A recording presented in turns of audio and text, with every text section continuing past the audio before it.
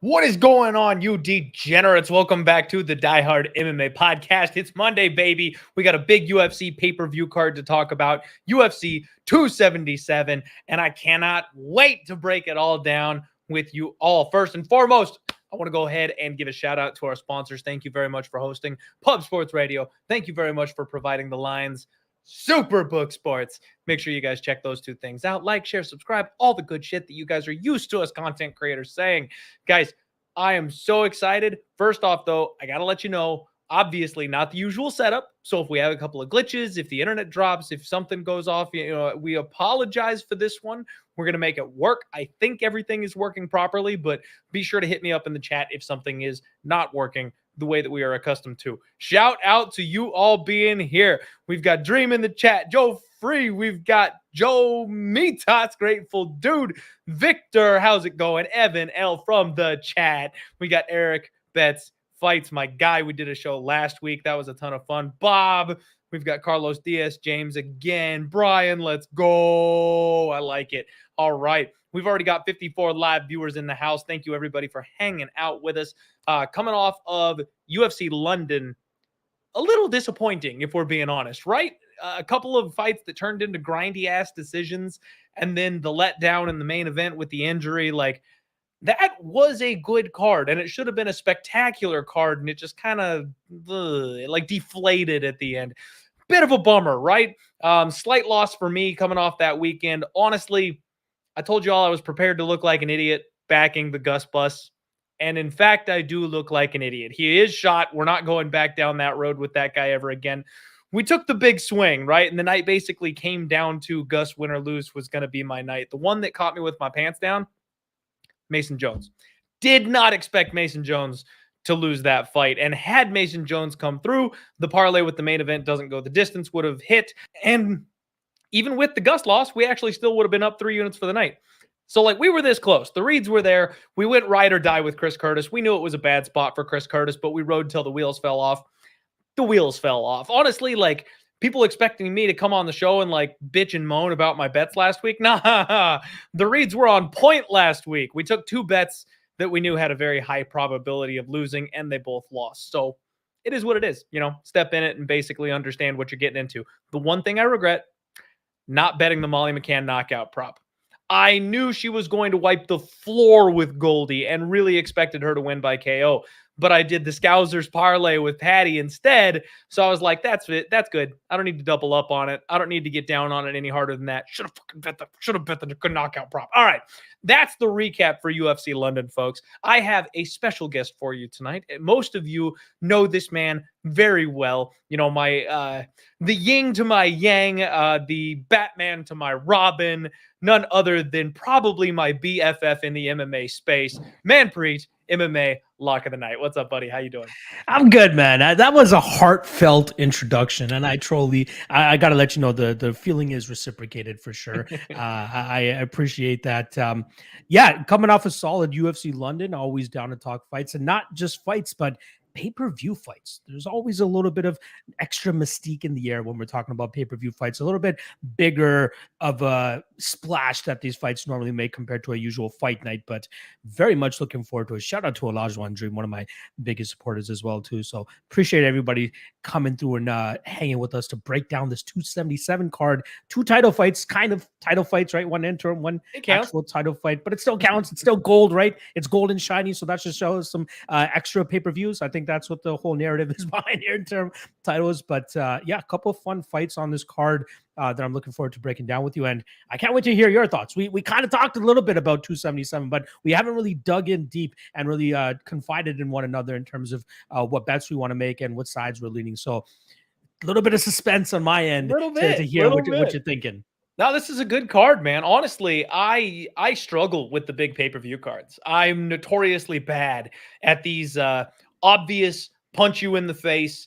The public all knows how this fight is going to play out. I find a way to go, yeah, but will it though? And then it does. And then, of course, I look like an idiot being a little bit contrarian to the masses on these big pay-per-view cards. This one is really intriguing from a betting perspective, in my opinion. I think there's a lot of interesting spots. So I'm looking forward to talking it out with you. Most people know we have a show. We do the Deadlock podcast bi-weekly. So even though people are making fun of me because they're like, oh, it's been a long time since you guys have done a show together, huh? It's like, we actually haven't talked through a fight card in a long time. It's been almost all of 2022 since we actually broke down a fight card betting wise. Like, we've done the Deadlock duel and chatted about some things and stuff like that, but not done a full card. So I was like, it's time, and we're doing it big. We're going pay-per-view style. So I'm looking forward to it. Is it me, or was the last one that we did the toga party? Was that the last one? I feel like we did one more Has after it that. been that long? I feel like one has been in between there. Like, I know that was May of last year, if I'm not mistaken, but I feel like we snuck another one in between that. But either way, like, it feels like I talk to you every week anyway, which doesn't matter. But people tune in for this one. People tune in for the full card breakdowns where they don't want to hear about our opinions about, Paddy Pimblett, whether he's going to teabag Jordan Levitt or not. They want to know who we want to bet on, who we're picking, who we're predicting. I already have 5 money line bets lined up for this card, so I gotta wait to break them down. A couple underdogs for you, a couple other spots I'm waiting on in terms of props and obviously line movement. But the good thing about this podcast, Clint, it seems like the props are dropping as we're talking, so we'll be able to talk about some of these props as well. That is good news, because I always love when we actually have numbers for the props. These big pay-per-view cards, man, they spoil us. They get that stuff out early. I'm used to having to wait for like Friday night, 5 p.m. You've done the post weigh-ins, and now we get props. I love that they're getting them out much, much sooner. All the, competition, sports gambling taking over the world, and MMA just becoming, having a bigger footprint basically is kind of leading to us getting these numbers sooner, which is great. All right. We're already a couple minutes into the show here. Let's go ahead and get started. As most of you may know, the show is brought to you by Pub Sports Radio and Superbook Sports. So make sure you get out there, check out Superbook Sports. Safe, reliable, US-based, one of the most awesome books out there. I'm going to be doing some promotional stuff with them coming up pretty soon here, obviously. Football season is about to kick off. And they do the super contest, which I might actually be ponying up and taking a swing at this year, believe it or not. So we'll see what happens. First fight of the night, though, Orion Cosce taking on the Blood Diamond, Mike Mathetha. I can't help but do the Sid voice when I say his name. I'm sorry. The double TH, he's getting it changed legally to Blood Diamond for a reason. I don't blame the guy. So you've got Orion, who is one half of the Cosce brothers, 7-1. Blood Diamond 3-1, made his UFC debut 3-0, obviously, and took just a shit kicking from Jeremiah Wells. Got taken down, got beaten up, mauled, and then submitted. But, I talked about this the last time.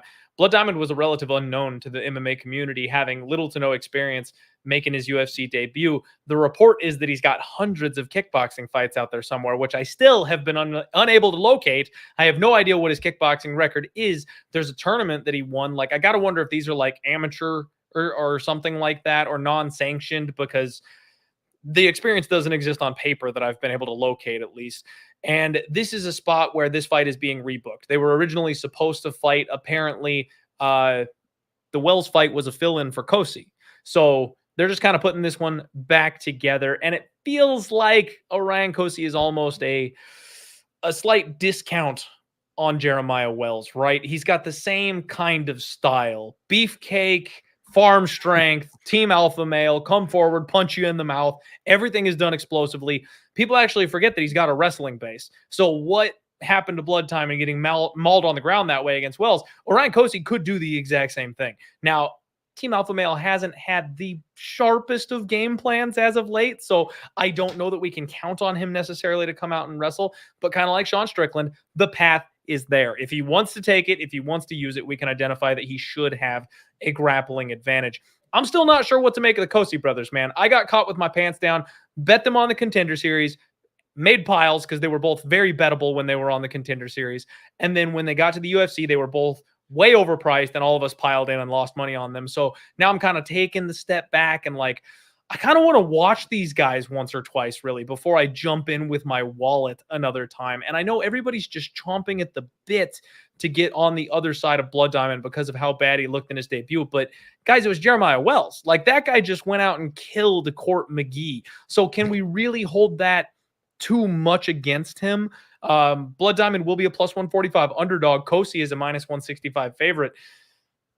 It's favorite or pass for me, Locke. Like, I think I've got to go with Cosce, but at the same time, would it really surprise me if Blood Diamond was able to defend the one or two shots that maybe Cosce shoots and then outstrikes him, or if Cosce decides not to grapple at all, potentially gets caught on the outside? That head kick from Blood Diamond is something that you've got to watch out for. So very competitive fight, very interesting fight. Most of the time, I like to take a stab on that first fight of the night just because I feel like one side is like way overhyped and there's a blown out line, or you can find value that way. I'm kind of looking more at staying off this one. Do you have a lean for the first fight of the night? What's up, Nick? I do like Cosce here. I obviously won't end up pulling the trigger here because just like you, I do want to kind of sit back and see what he brings to the table here. But the spot that I like, and I'm still waiting for the line to actually drop and be widely available here, is the under 1.5, which is hilarious that somebody just said over 1.5. I'm liking the under 1.5. Like, I do think that Cosce is going to go out there and do what he needs to do, get this fight to the ground, right? This is not a Sean Strickland situation. Sean Strickland, like, we know he likes to go out there and strike. We know it. Even if the writing is on the wall that you're not going to be the better striker in a matchup, he still wants to go out there and be the guy with, showing off his big balls and be like, hey, I'm the better striker. Whereas Ryan Cosce, we know that this guy has no, nothing to prove here in terms of trying to strike with this guy. Take him to the ground. It's MMA. You know what I mean? It's not like Blood Diamond's continuing his kickboxing career in the UFC here.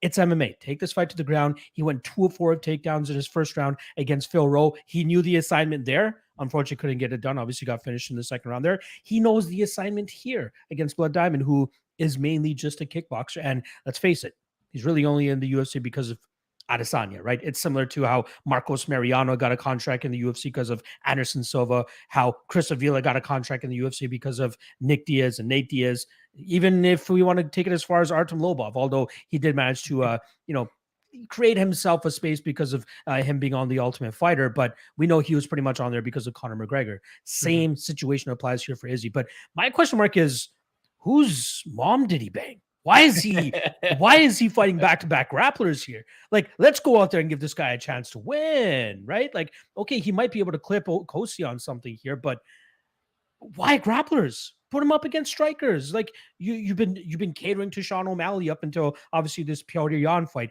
Why not cater to Izzy's boy by giving this guy another striker and producing fun matchups? Why not do Phil Rowe against Blood Diamond? Something like that, right? Like, I'm totally okay with that, but the spot that I'm going to be looking to take is the under 1.5. Once it becomes widely available, I'll be on it. I think it's at slight plus money right now. I thought I saw minus 100, or sorry, minus 110, minus 120. If it stays around that range, I'll likely take at least 1.2 to 1.1 units to win 1 unit there. I'm expecting violence to kick off the card here, get the crowd fired up right off the bat, and I think that will see Cosce ground and pound this guy to oblivion, maybe open up a submission situation for himself, but I think he gets him out of there relatively easily. Okay.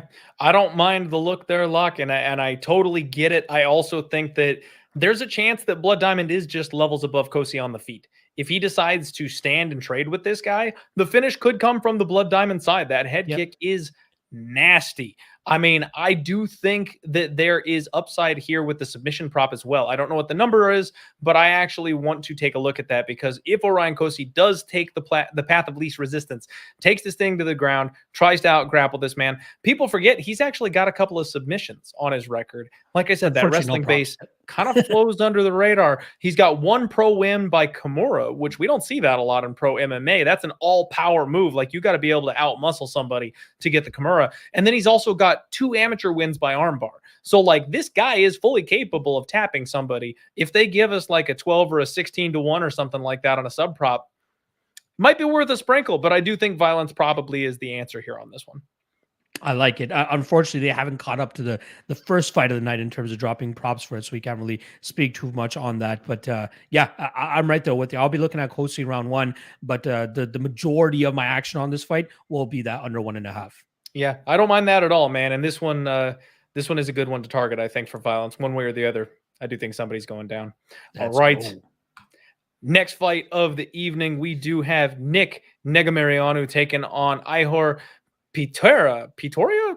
I'm going with Potieria. Potieria. Okay. Yeah. All right. I was close. So Ihor Potieria, we're just going to call him Ihor. Man, Negumereanu, guys, I am so excited for this spot. I am so excited because it has been months. It has been months since I've been able to wave the Dana White Contender Series fade flag. All of these fighters that are coming off Dana White Contender Series, we've got maybe 2 legit ones that are just steamrolling their way through the divisions right now. And everybody else, they're either sitting on the benches right now because they need some time to go back and buff their skill set up to make that jump, that level jump to the UFC, or they've been cut from the organization because the fact is it is extremely profitable to fade these fighters that are coming off the Contender Series when they get pushed into the big show just for having a quick finish over somebody else that's regionally skilled, essentially. Yo, Wheezy, what's up, buddy? Love having Uncle Wheezy in the house. So this is that spot, guys. I've told you all before, I came up with the Dana White Contender Series fade angle. I have been tracking it. I've been paying attention to the ROI on it, and I have been kind of cherry picking when my personal analysis agrees with the fade. I would make the bet. I started missing opportunities. The system is profitable, and it's more profitable when you don't think it's going to be profitable. I ran the numbers, and just, there's 156 of you here right now. So for those of you who are in attendance, you get the special treatment. Do us a favor and hit the like button to repay the favor. What I ended up doing, I've got 2 spreadsheets. Actually, I have 3. So I have Dana White Contender Series fade, all of them, fighters who have debuted prior to 5/31/2022. And then I also have Dana White Contender Series fade, small favorites. And then I also did Dana White Contender Series fade just for the men, because for the ladies, it was there's only been a few of them. It's a tiny, tiny little itty bitty sample size for the women. So I cut them out to see what it looked like for the men, since there were more of those opportunities. And I'm going to go ahead and read the numbers off on those for you all right now. I do apologize, Locke. I'm being a little long-winded on this part. No, bear with me. Go for it. So, we got a beautiful mind over here. Right? It's the only time I've ever done anything analytically. Everything else is, brain and heart. Like, it's just me doing my thing. This is the one actual angle I ever have come up with besides fading people that are over 40, but Glover ruined that one. So what we have, guys, the Dana White Contender Series fade very specifically is not just betting against somebody who's off the Contender Series. It's not that easy. It's someone making their UFC debut. So their last fight was the Contender Series. No fights between. If they left and they went to a regional show and got a win, it no longer applies. So they have to be coming straight off the Contender Series into the UFC.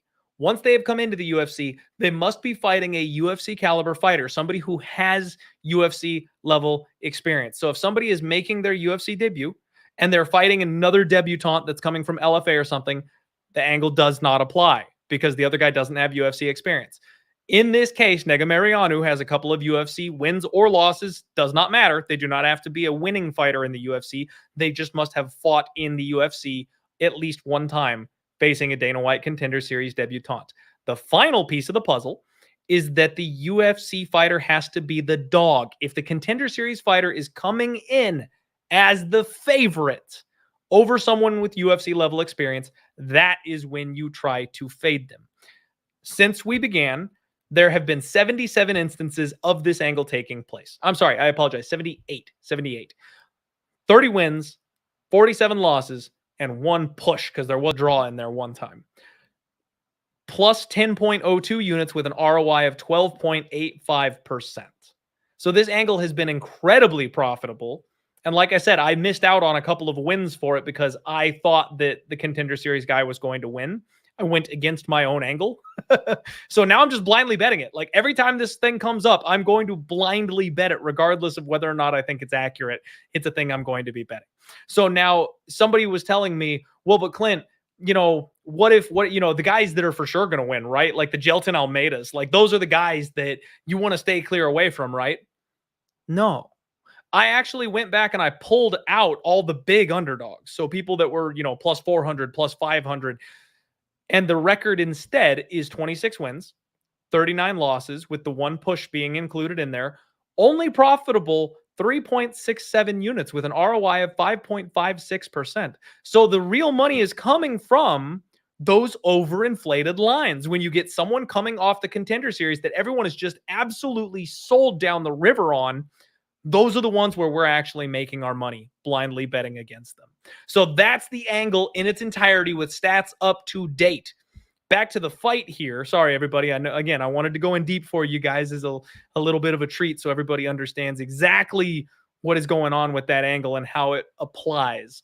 Right now, we have Negumereanu being a plus 110 underdog, minus 130 the favorite Ihor, and that line has moved. I got Nick, and I tweeted it out, I believe, at plus 130 just last night. So this line is already on the move. Ihor is, man, okay, it's one of two things.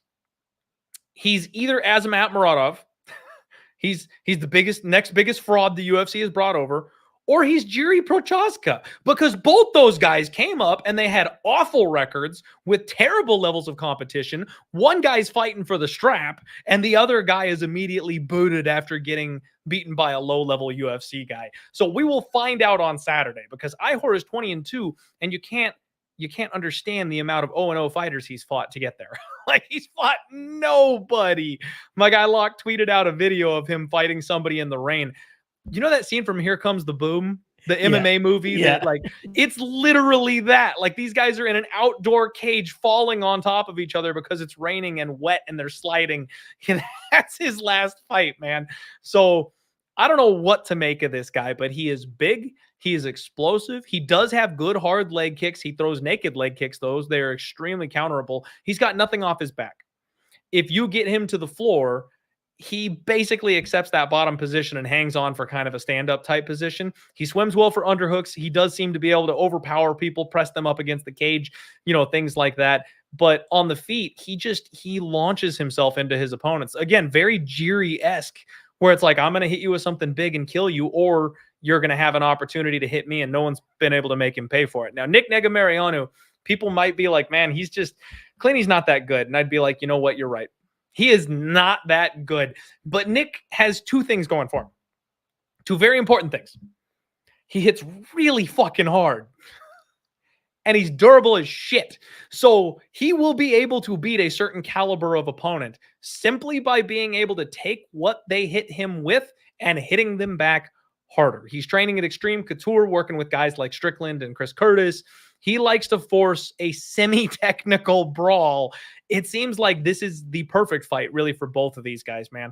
And the fact is, even though Nick's wins are mid to low level, he has wins over Kennedy Njoku and Alexa Kamer. It's not a great body of work in the UFC, but it's a UFC caliber body of work versus a guy who's beating 0-2 and 3-1 type of fighters. Nick's going to have a reach advantage. I think I do agree with the angle here. It's a dog or pass spot, but I have bet it because the angle demands I do so. Locke, I would love to hear your thoughts on this one. Are you dog hunting with me? What are we doing here? I got my rifle out, and we're definitely dog hunting here too, because I like it. I pretty much agree with everything you're saying here, right? Like the tweet that you're referring to that I put out earlier today was that I put out the combined opponent record for Potieria, 74-87. So it doesn't sound that bad, right? But then when you take into consideration that 16 of those 21 opponents had a 500 or worse record, that's the point that I was trying to drive home, is that very, very sketchy in terms of the level of competition. Guys that are just easily giving up takedowns, guys that are seemingly just giving up almost when they're fighting this guy. Throwing wide winging hooks, slow guys that they look like they just picked out of the crowd to be like, hey, you're fighting Ihor tonight. Get your boots on, or get your gloves on. You're going to be stepping into the cage. And then do we even want to talk about that fight that happened in the rain? That was absolutely hilarious. Amateur hour, if anything there. I did manage to dig up that one loss, or at least his most recent loss that he had. I believe it was his fourth or fifth fight. And he just got, like, it was a close fight, but he just got out boxed pretty much. That's all it was. Like, the other guy just had a little bit more volume than him. The big red flag for me for Ihor was that one fight. I believe it was 3 or 4 fights ago where he did get taken down by that one guy, Georgie, I believe his name was. Got taken down by him and couldn't get up. Like, surprised that he just could not get up. And then I don't know what it is, what WWFC, but that company, they just don't want groundwork that long at all. Like, they stood that fight up. The guy was pretty active. Like, he was adding some good shots. He was staying active on top, but I'm glad you brought that up, Luck, because yeah, I saw that and I failed to mention it in my initial push on this thing. He was gifted stand-ups in that fight. Absolutely. And that's a big no-no, because in the UFC, you're going to get time to work. I mean, depending on who the referee is, and if Nick can stay busy enough, he could, get some good control time on top. Now, again, Negumereanu is not this crazy good fighter or anything like that, but we're just trying to get shit and, beat it with less shit, essentially, right? That's what we're pretty much doing here. And the fact that we're getting underdog odds on it, I think it's even better. So I got in at plus 125 myself. As soon as I saw the tape, as soon as I saw the guys that Ihor was going up against, not a good look. And he did have some flaws in his game. Like, it's one thing to fade a guy with a padded record, but he actually has a good skill set. But it's another thing to fade a guy that has a padded record, that has holes in his game, who's an underdog, who against a guy who's already had legitimate tests in the UFC, like decent tests, right? The Alexa Kamor fight, close fight, but he still managed to squeeze it out there. Personally, I thought he lost the Kennedy and Zechuku fight. I thought he was getting his head beat off like a ping pong ball, pretty much. I think it was Sal Diamato who was the only one that had the correct scorecard, in my opinion, as Kennedy was the one definitely landing the more damaging blows. But I do think that Negumereanu will be able to use his power and his strength here for his advantage. He'll be able to crash forward. And I think that'll keep the Ihor on his back foot, push him up against the cage, maybe land a couple takedowns, but at the most part, just control as much as you can. And that's what I'm expecting here from Nikolai. So, as long as his durability holds up, because he will get chin checked here, I will give that to Ihor. He'll be the faster fighter, and he does have some pop on his shots, but we'll finally see what it looks like against somebody that can take a shot and won't back off and doesn't gas extremely like some of the past opponents that we've seen from Ihor. So give me Negumereanu by decision, but even straight up money line plus 125, I'm on it. All right. I'm liking that we agree on that first fight of the night, man. I'm liking that we have already beaten a line movement on the first fight of the night. That is all good stuff. Hedging in the right direction here. Yeah, we'll find out how legit Ihor is. If he's the first guy that goes out there and, to steal a phrase of yours, mollywops Nick Negumereanu, that would be impressive. The guy's been extremely durable. He has not been cracked by anybody in the UFC so far. So if this guy comes off the regionals straight into the big show and hits him with something hard enough to put him down, I will raise an eyebrow and take notice. But hopefully we don't deal with that. Hopefully the Contender Series fade keeps on rolling and we cash our first ticket of the evening together. Next fight up, we've got Jeon Kim taking on Joselyne Edwards. And this is a fight that I already have a significant investment in. Now, everybody called me insane, Locke. Everybody called me insane, as they do every week. Last week, what else is I put a 4. What are you looking for? That's what you come here for. I don't have my tinfoil hat keep coming with me, back. Unfortunately. Why do they keep hating on you? You have to keep coming back. Because I'm entertaining. It must be that luscious hair and, that beautiful beard that you got going on.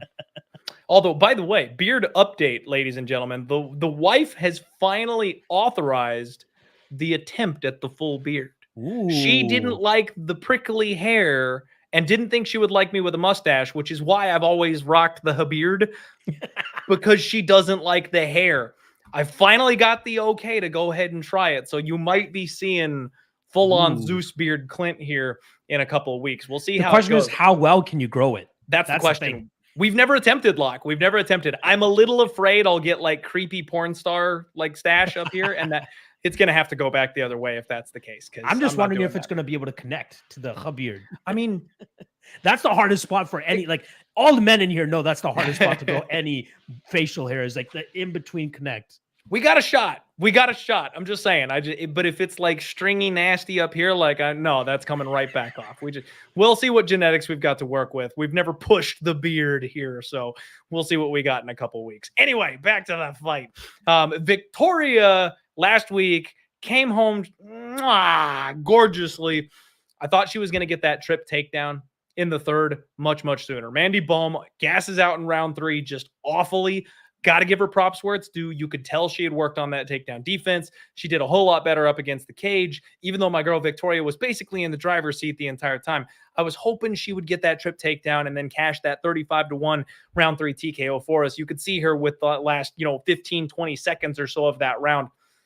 She was going in for it. You know what I mean? She was starting to unload once she got Mandy Bohm on her back. So I feel like the read was sharp. The read was there. Just didn't quite get it on the sprinkle. But the big money line hammer came through. That's what we're looking to do here. Same exact situation. I have already bet Yeon Kim. I got 4 units on her. Plus 110 currently at Superbook Sports. She's plus 115. So that's a little concerning that the line has moved ever so slightly the other direction. You've got Joselyne Edwards as a minus 135 favorite. But guys, I think this is classic women's MMA recency bias. We see it more so in women's MMA than in men's MMA, where the last thing to happen, people are willing to just crumple somebody up and toss them in the trash can after one fight, after one showing.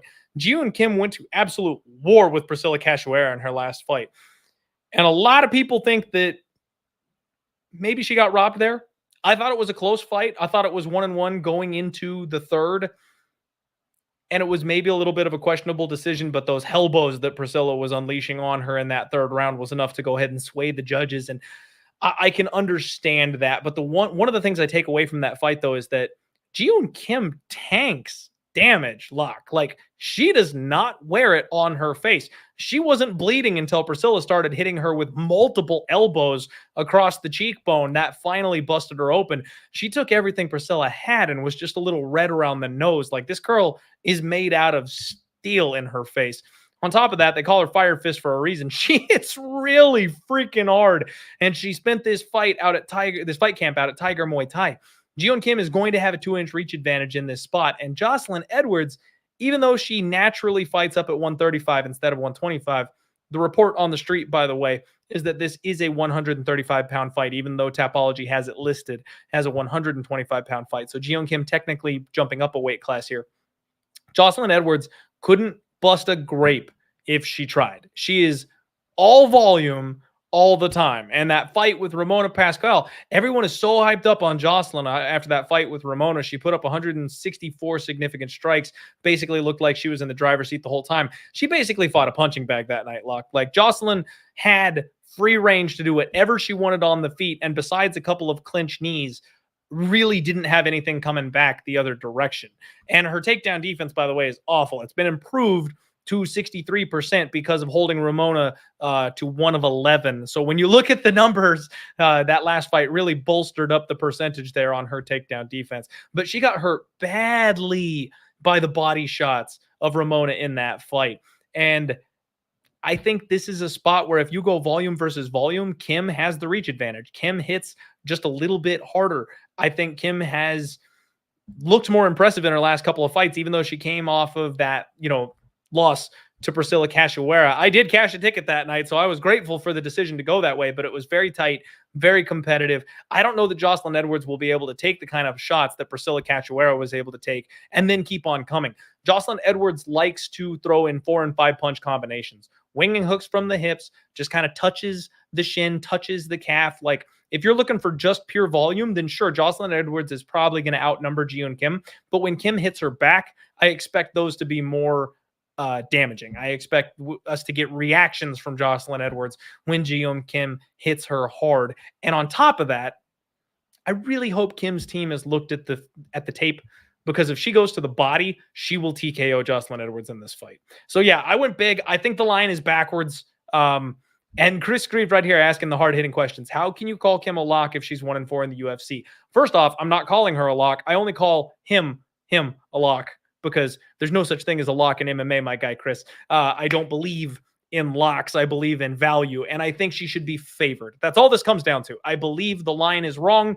I think that Kim should be the favorite over Joselyne Edwards. But your description right there is almost exactly why I believe what I do, because everyone is seeing her and seeing, oh, she's 1-4. She's 1-4. How can she be even money? How can she be the favorite?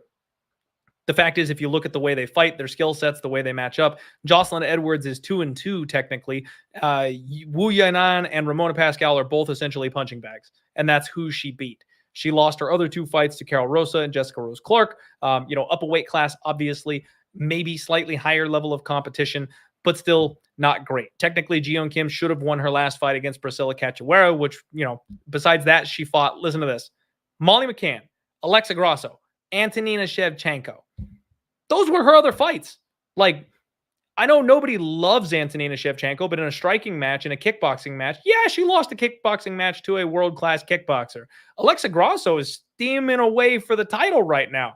Molly McCann, much similar to Priscilla Cachoeira, someone who's going to stand in front of you, take your punches, and punch back harder. Like, she fought 15 minutes with Meatball Molly. We saw what Meatball Molly can do in the first round of her last fight. Like, those are not bad losses.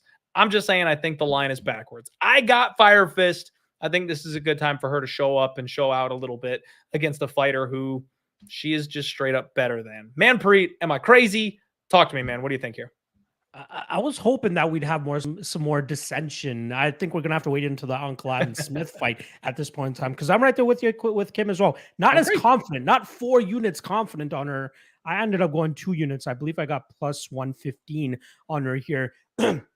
Largely agree with a lot of the points that you're laying out here, and just for what people are saying here, she's technically 3-5 in the UFC, should be 4-4 because she probably deserved that Priscilla Cachoeira decision victory, especially considering that she outstruck her by nearly 68 significant strikes. But the forward pressure of Priscilla Cachoeira ended up prevailing that night. And I think that's the same thing that happened in the Molly McCann fight, where, the constant forward pressure is what's, what the judges were kind of looking at a little bit more there. But I do agree with you that, like, the volume might be on Edwards' side, but I think that the judges will see the head snapping back a little bit more of Joselyne Edwards, and that should likely give Kim the advantage in this fight.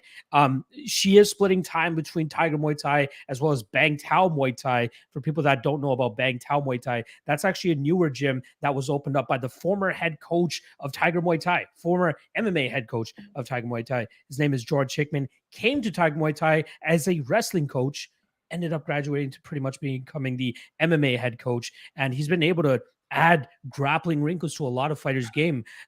Most notably, Loma Lookboonmee, right? She's been looking for takedowns and trying to diversify her game as well. So I'm interested to see what they're going to be able to do with Kim. Kim, if I'm not mistaken, hasn't even attempted a single takedown in her 8-fight UFC career, but I wouldn't leave it out of the realm of possibility just to diversify her game a little bit more. She's on a 3-fight losing streak. She needs a W here. The Joselyne Edwards off her back.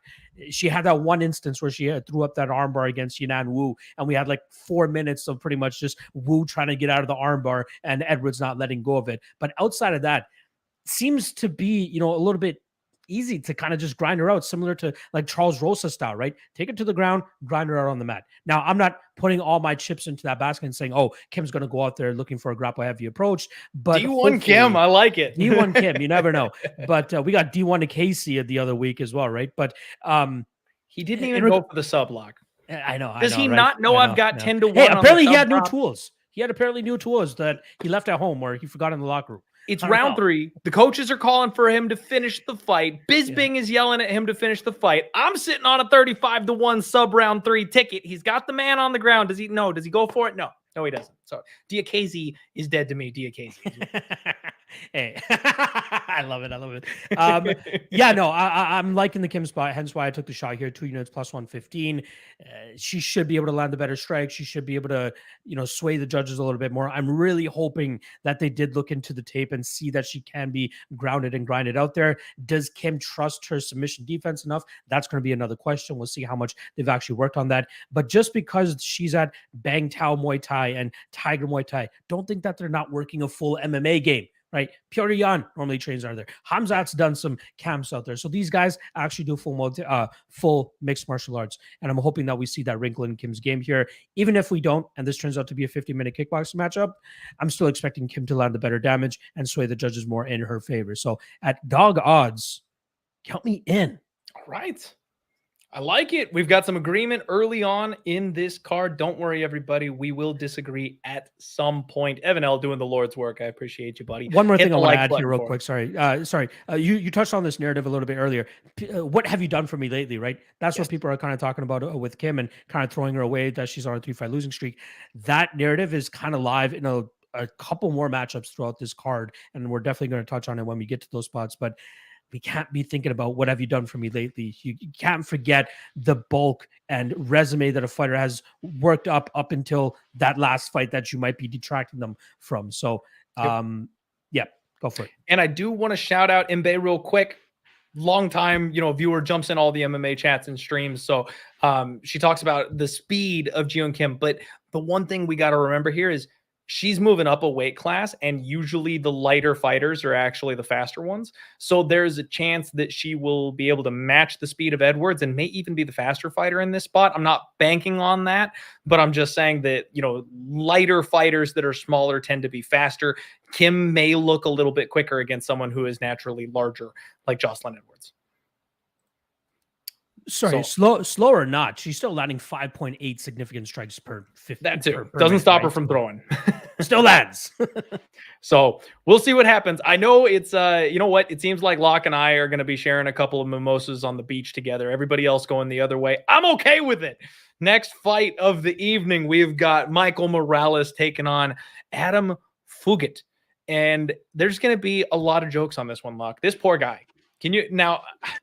Everybody found a way to get made fun of in high school, but this poor guy, I mean, like, he asks his girl to prom and she turns to her friends and it was like, it's so cute. He brought me roses and there were candles and I said, fuck it. Like, that's going to be the joke. Like, that's always going to be the joke with this poor man. Anyway, this is a spot where I am very interested by this guy. I have never seen him before, coming out of left field. He is the LFA 170 champion, and he just is coming off a big win over Solomon Renfro. Y'all know that name. Solomon Renfro was just recently on Dana White's Contender Series and dropped a split decision as a minus 500 favorite. He was everybody's parlay piece. I think I had a piece of him as well. Like, Solomon Renfro was a guy people expected to roll straight into the UFC and be able to match that level. And this guy blew him out of the water in round one. It wasn't competitive. He's coming in here on short notice to save this fight, taking on undefeated Michael Morales. And Morales is one of the few survivors of the Dana White Contender Series fade. The fade made me bet on Trevin Giles, one of my least favorite fighters, one of the guys that I personally like to fade. The angle made me put money on Trevin Giles, and Michael Morales got it done. He's coming off his UFC debut where he blasted Giles with that big right cross. Giles actually had a whole lot of success prior to that. Looked like he had hurt Morales, was doing good with the grappling, and then kind of did what Giles does and finds a way to lose at some point throughout the fight. This kid knows how to strike moving backwards. That's something I really like to see from him. He's got fast hands, big power in those hands, knows how to use his reach, and undefeated at 23 years old, training out of Intram Gym in Mexico. I'm not sure how I feel about that. Intram seemed like it was kind of at its peak when Moreno was there doing work, going for the belt.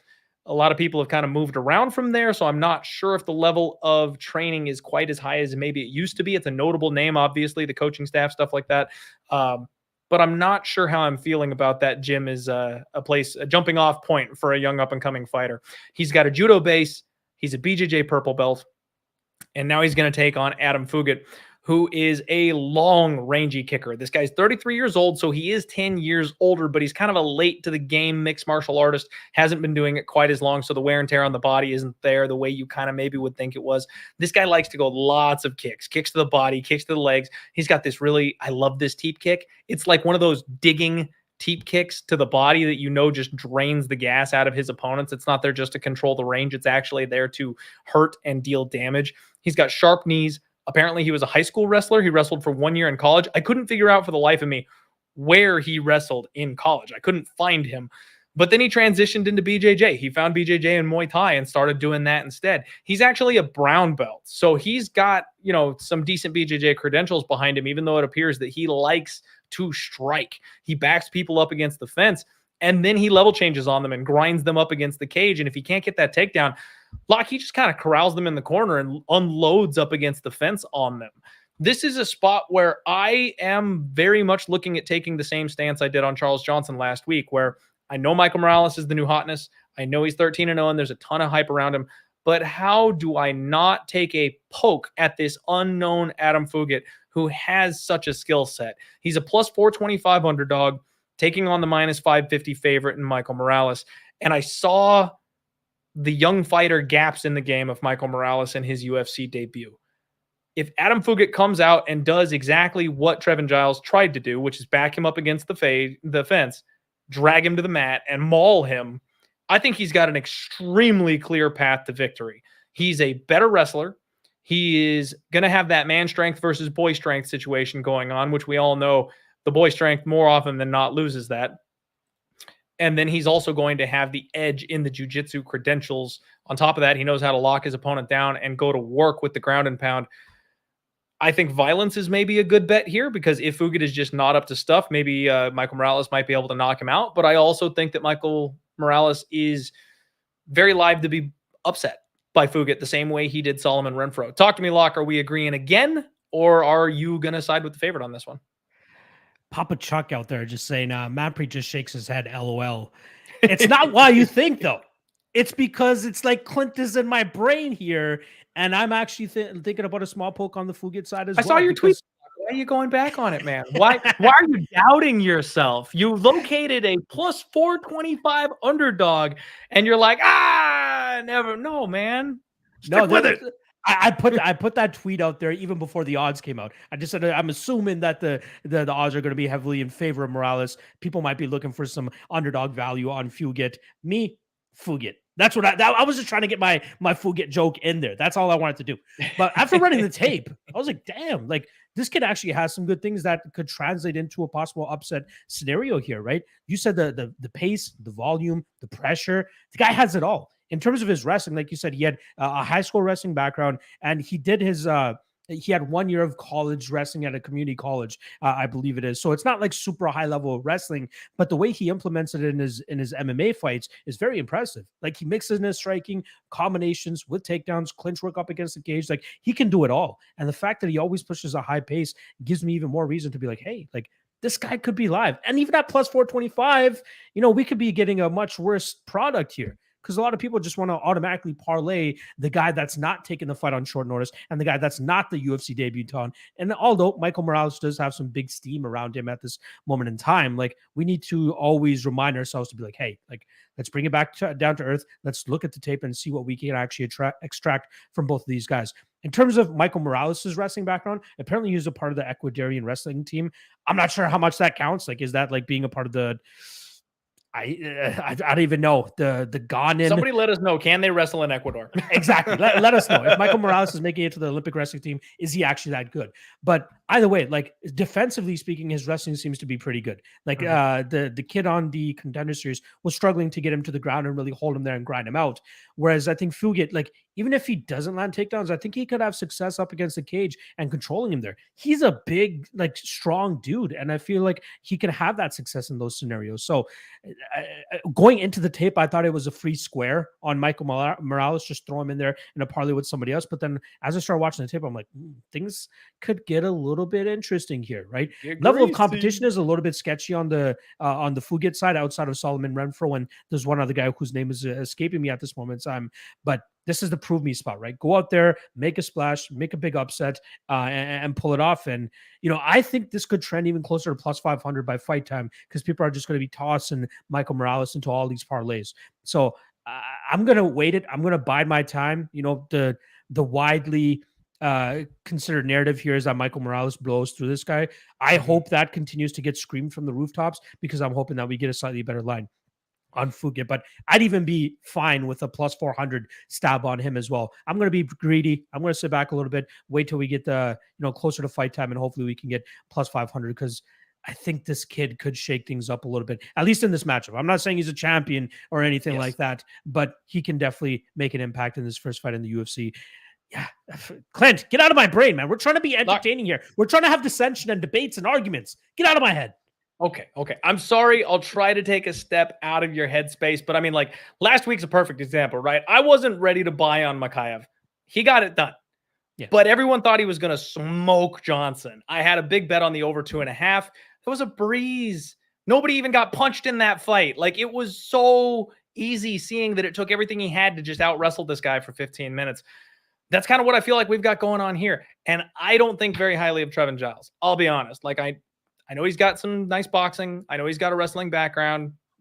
His jiu-jitsu's okay. But he's obviously not a very good UFC caliber fighter. We've seen him get beaten by a lot of guys. He's falling. They're giving him contender series guys up and coming now. He dropped a weight class and he got knocked out by a kid who lives in that weight class and had a speed advantage over him. Like, all those things make perfect sense to me. Like, it's not crazy to me that this kid came into the UFC and beat Trevin Giles. So maybe it's the contender series fade lock, and it's just one fight too late to make the official contender series fade list. I think I'm going to take a shot. I'm with you. Let's see where this line goes. Let's see if it goes any higher. I'm not sure if there's any buzz out there getting behind Fugitt or not. Plus 425, I think, for like a single unit shot or a half unit shot, I think is more than a fair price tag to find out if he can actually pull this thing off. But I also think violence is the move. Fugitt inside the distance may not be a bad look. And honestly, Fugitt by sub is maybe something that I would want to look at because of that belt differential, brown belt versus purple belt. Once he gets him on the ground, we know Morales is a tough kid. And with the kind of fighters that he's training with at Intram, you'd think he'd want to, he's the kind of guy that would dig down, dig deep, try to stay in the fight. That's when fighters give up their necks. They don't go out, they don't get knocked unconscious, but they do find that way to get out of the cage. Not saying that he's quitting, but you know what I mean? Like it's sometimes easy to club and then choke somebody after they're rocked, but they're still there enough to defend from punches. So yeah, I think the dog is extremely live in this spot. Evan Campbell in the chat saying reminds me of a Victor Henry type upset. Now, yes. Victor Henry, very established on the regional scene before making it to the UFC, tremendous amount of experience. I think that might be a slight bit of reach in terms of that, but like he could go out there and pull off that type of upset. I completely understand where he's coming from. This would be his spot to do it. And I would actually pose this question to you, Clint. Do you think that this is the toughest test of Michael Morales' career? Like, because okay, just hear me out, right? The Veretenin fight or Veretenikov, the guy that he fought on the contender series, seemed to get deflated, seemed to really lose confidence and start to fall off as that fight started to go longer. Michael Morales, showed good takedown defense, good get ups, and obviously it thrashed him on the feet. Trevin Giles, skill wise, probably the best fighter that he's fought. But we know the knock on Trevin Giles has been his durability, right? You can clip that chin, you can put him out. Not to mention it was his first fight down a weight class as well. The durability is even more fragile at that extent. Now you're getting a guy in Fugitt, like from a skill standpoint and just an ability to apply what he's good at. This could be maybe the toughest test of Morales' career to this point. I'm not trying to make Fugitt out to be this for a future champion or anything like that, but I'm just saying from a stylistic standpoint, if his durability and cardio holds up, Morales is going to get pushed here. Yes, I completely agree. And I do think that makes a ton of sense to say that is the best or the biggest, toughest fight of his career to this point. I think that makes some sense. I mean, maybe Trevin Giles still kind of deserves that moniker on the other side of things, but again, dropping the weight class, the fragility, the ability to quit in there, like those are all things that I don't like in somebody like him. This guy, we see none of those things. He got knocked out once when he just got started. His only other loss was to Mr. Van Zandt way early on in his career. So, I mean, we haven't seen this guy struggle either. And now he just took out somebody who people were very high on in the contender series, meaning that he is roughly at the point where you'd want somebody stepping into the UFC, right? So yeah, man, it's a test. And stylistically, I think it is a bad matchup for him. It's a guy who's got a clear path to victory for him. We'll see what his footwork looks like. We'll see what his takedown defense looks like. And if he can survive this test. Over 1.5 currently sitting at plus 100. I can see this one go a little deep. Much like the Magomed fight. I don't mind that, man. I don't mind that at all, because that's what you see is these guys that are these round one finishers. Once they get to the UFC, it takes them a little longer to get it done. Again, Trevin Giles being the exception at this point. We've seen his durability waning. We've seen him get caught, drop into a new weight class. You got to kind of put a little asterisk next to some of those things. If this guy is tougher, if this guy is more durable, and honestly, if anything, if Fugitt is in the driver's seat, he's going to be looking for takedowns. So he probably will hit the mat on this one. He probably will grind out some clock, and whether he can keep that pace up and loses it later in the fight or even gets a finish of his own, yeah, over 1.5 is probably very live. Let's get it. I like it. All right, now I apologize because the man himself, Bobby, has thrown us a $99.99 donation live here on the show. Thank you, Bobby, so much from the bottom of my heart. Means the absolute world to us.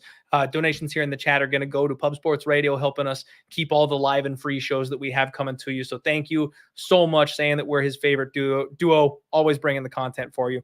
Very much appreciate you, Bobby. That means the world. I was just trying not to be rude and cutting off my guy Locke to get to that. He dropped it while you were doing your breakdown. I was like, holy crap. Shout out to this guy. Okay, so I didn't see it until, I was scrolling back through the chat while you were talking, and I was like, but I don't want to cut Locke off. All right. I appreciate professionalism, my friend. I just want everyone to know from now on, the standard is 99.99 donos. You're getting your ass cut off. Like, that's deserving of me blowing over and stopping you in your train of thought to say thank you to a guy like Bobby for supporting. So I'll allow it. The standard has been set.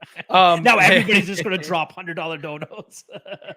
Bring it. No, my guy Ermin41 asking a tough question here. Can you both list top 5 UFC gyms for fighters you bet on? I mean, for me, it's pretty simple. Fight Ready is number uno for me. Tiger Muay Thai, I think, is probably number 2. And then, of course, it's like ATT, Extreme Couture, and then Syndicate, or like whatever it's called these days. Bush League MMA. I don't know. What did they change the name to? I don't remember. Killcliff FC. Yeah, whatever that is. I mean, but then you've got like Elevation Fight Team and AKA, and then you've got Team Quest and King's MMA. I'm not a big fan of King's MMA these days. Novo and Yao is starting to make a comeback. I mean, like, there's a ton of really solid gyms there, but those top, 3 or so are gyms that I always tend to look for whenever I'm betting on a fighter. Well, one gym that's kind of almost been removed from the face of the planet at this point in time that a lot of people used to shout out, Duke Rufus's gym. Rufus Sport is not really around as much. You were going to say Jackson Wink. No, well, Jackson Wink as well, but that's kind of been known now. Like, the only guy really out of there is Jones, but like Rufus Sport has kind of just quietly just left, right? Like, if you guys remember the guy that Jonathan Pierce faced in his second last fight, Christian Rodriguez, that kid was out of Rufus Sport. He ended up changing his gyms, and now he's down at Fight Ready with the guy that he just beat on the Contender Series. So, like, Rufus Sport has fallen apart from what I've heard, which is why we don't hear about them anymore. Rufus Sport and Jackson Wink both kind of fell off a cliff. So Factory X, I love Factory X. Shout out to my guy Mark Montoya. Factory X is on the rise, Manpreet. Next time you talk to Mark Montoya, I just need you to apologize because I faded 2 of his guys back to back in the last couple fights. It did not go well. It did not go well. So I told him to let me know that Cody Brundage had hands. I didn't know Cody had hands. Nobody knew Cody had hands. But I did thank him after with Dustin Jacoby. Gracie Philly is on the rise. Not a bad gym. Not a bad gym at all there. It's good stuff. All right, guys, let's move the show along here. We got some fights to get to. Drakkar Klose taking on Rafa Garcia. And Locke, I got to tell you, I am massively biased in this spot. Massively, massively biased because they cost me the Jeremy Stephens knockout of Drakkar Klose. He was not ready to come back. He was still concussed. He was going to get his ass taken out. And then they pulled the fight because of the push. I'm so mad about that. And I've been trying to get my money back from that. And I took a stab. Last time out at fading Drakkar Klose because he was a lost man for a couple of years. Couldn't find a home gym, kept moving around, having whiplash. I mean, like, it was the whole perfect storm for this guy to drop the ball as a big favorite. Brendan Jenkins wasn't the guy. Brendan Jenkins simply was not the guy. Drakkar Klose gave him the window, gave him the opportunity to cash my ticket. And he was 2 gun shy after taking some of those big power shots to push the pace and put it on Klose. Gave him the opportunity to recover, and then Klose just kept on coming. Got him out of there. Looked like a minus 1,000 favorite, making me look like an idiot. It was all bad times in that spot. But you know what? I'm over it. Now we're at the point where I'm like, all right, quite obviously Drakkar Klose has settled in. He's got his home gym back. The question about his durability has been answered. His cardio checked out. I mean, he looked fantastic against Jenkins. And I know Jenkins is not a world beater. I know Jenkins is not a UFC caliber guy that we need to really be like planting our flag with. But it was enough for us to see that Klose is back, right? Like, I have to let go of the injury narrative. I'm not going to continue trying to get this guy at this point because those issues are gone. He's back at the MMA lab. He was supposed to fight Carlos Diego Ferreira in this fight, and filling in is Rafa Garcia. Now, you guys know I love me some Rafa. I've been on Rafa Garcia, I think 3 out of his 4 UFC fights. So ROI on Rafa is thumbs up, looking good.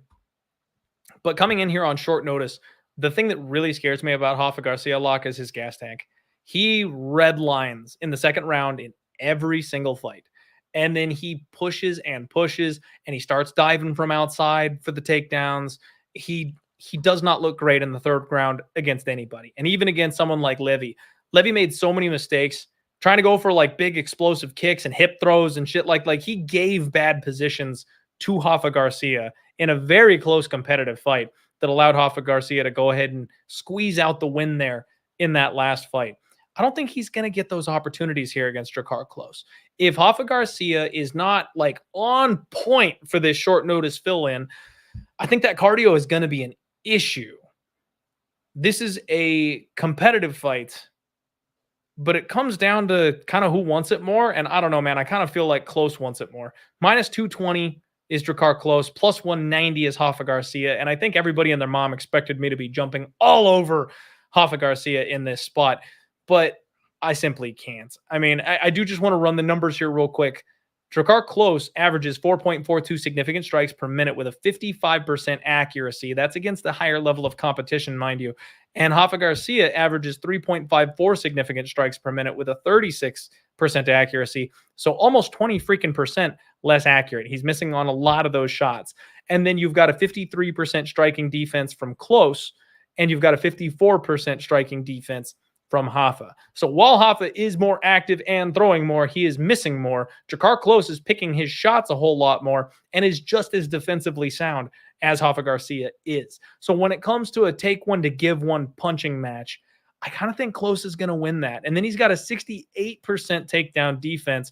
Rafa Garcia averages 4.10 takedowns per 15 minutes with a 48% accuracy. So lots of takedowns, high rate, high success rate. Those are all good things.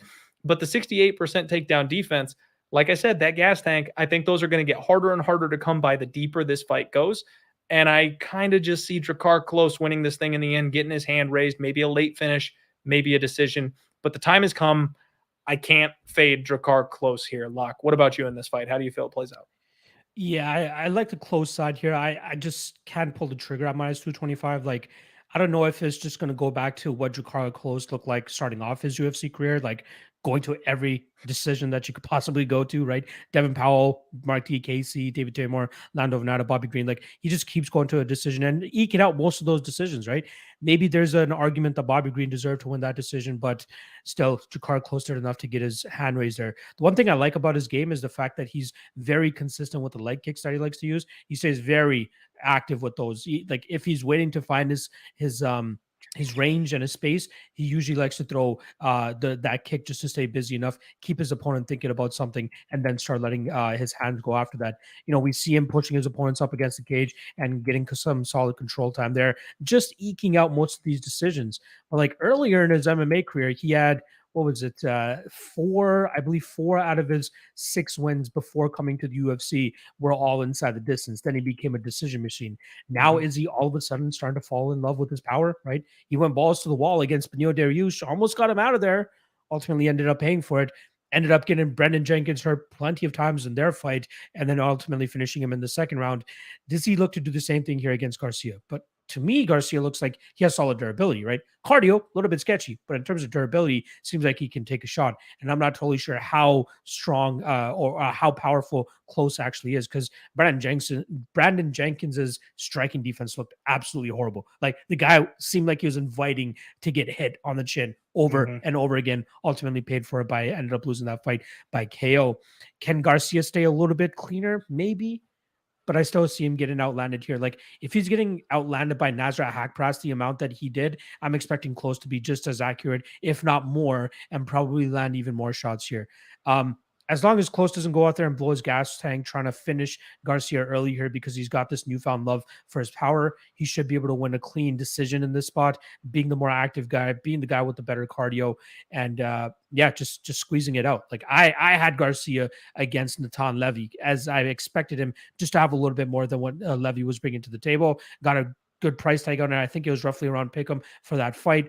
Got a solid price tag cash on that, but now we're starting to see a little bit more of him. He did follow that up with the Jesse Ronson finish, which is great for him. You know, solid finish in that fight, but Jesse Ronson and Drakkar Klose are not close, no pun intended, in terms of level. The joke we get every close fight. It happens. I'm trying not to do it. It just happens, though. It just happens. But yeah, I'll go Drakkar here, Drakkar by decision. But all in all, I'll likely just pass on this fight.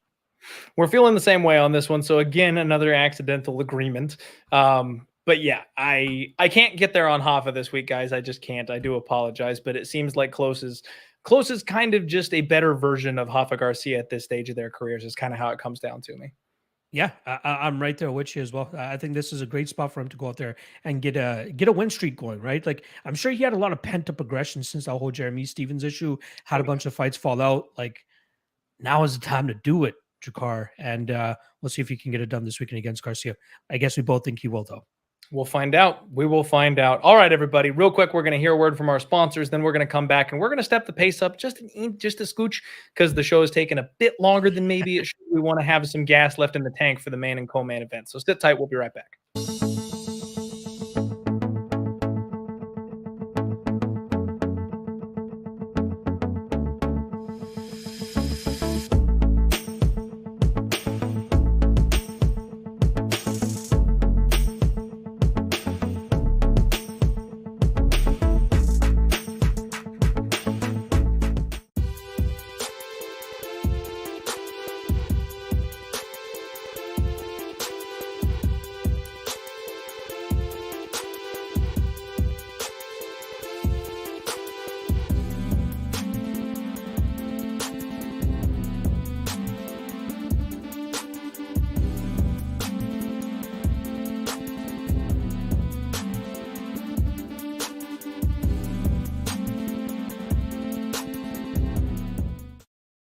What is going on, everybody? Welcome back to the Die Hard MMA podcast. I am joined by MMA Lock of the Night, Manpreet, as we discuss UFC 277, brought to you by Pub Sports Radio and Superbook Sports.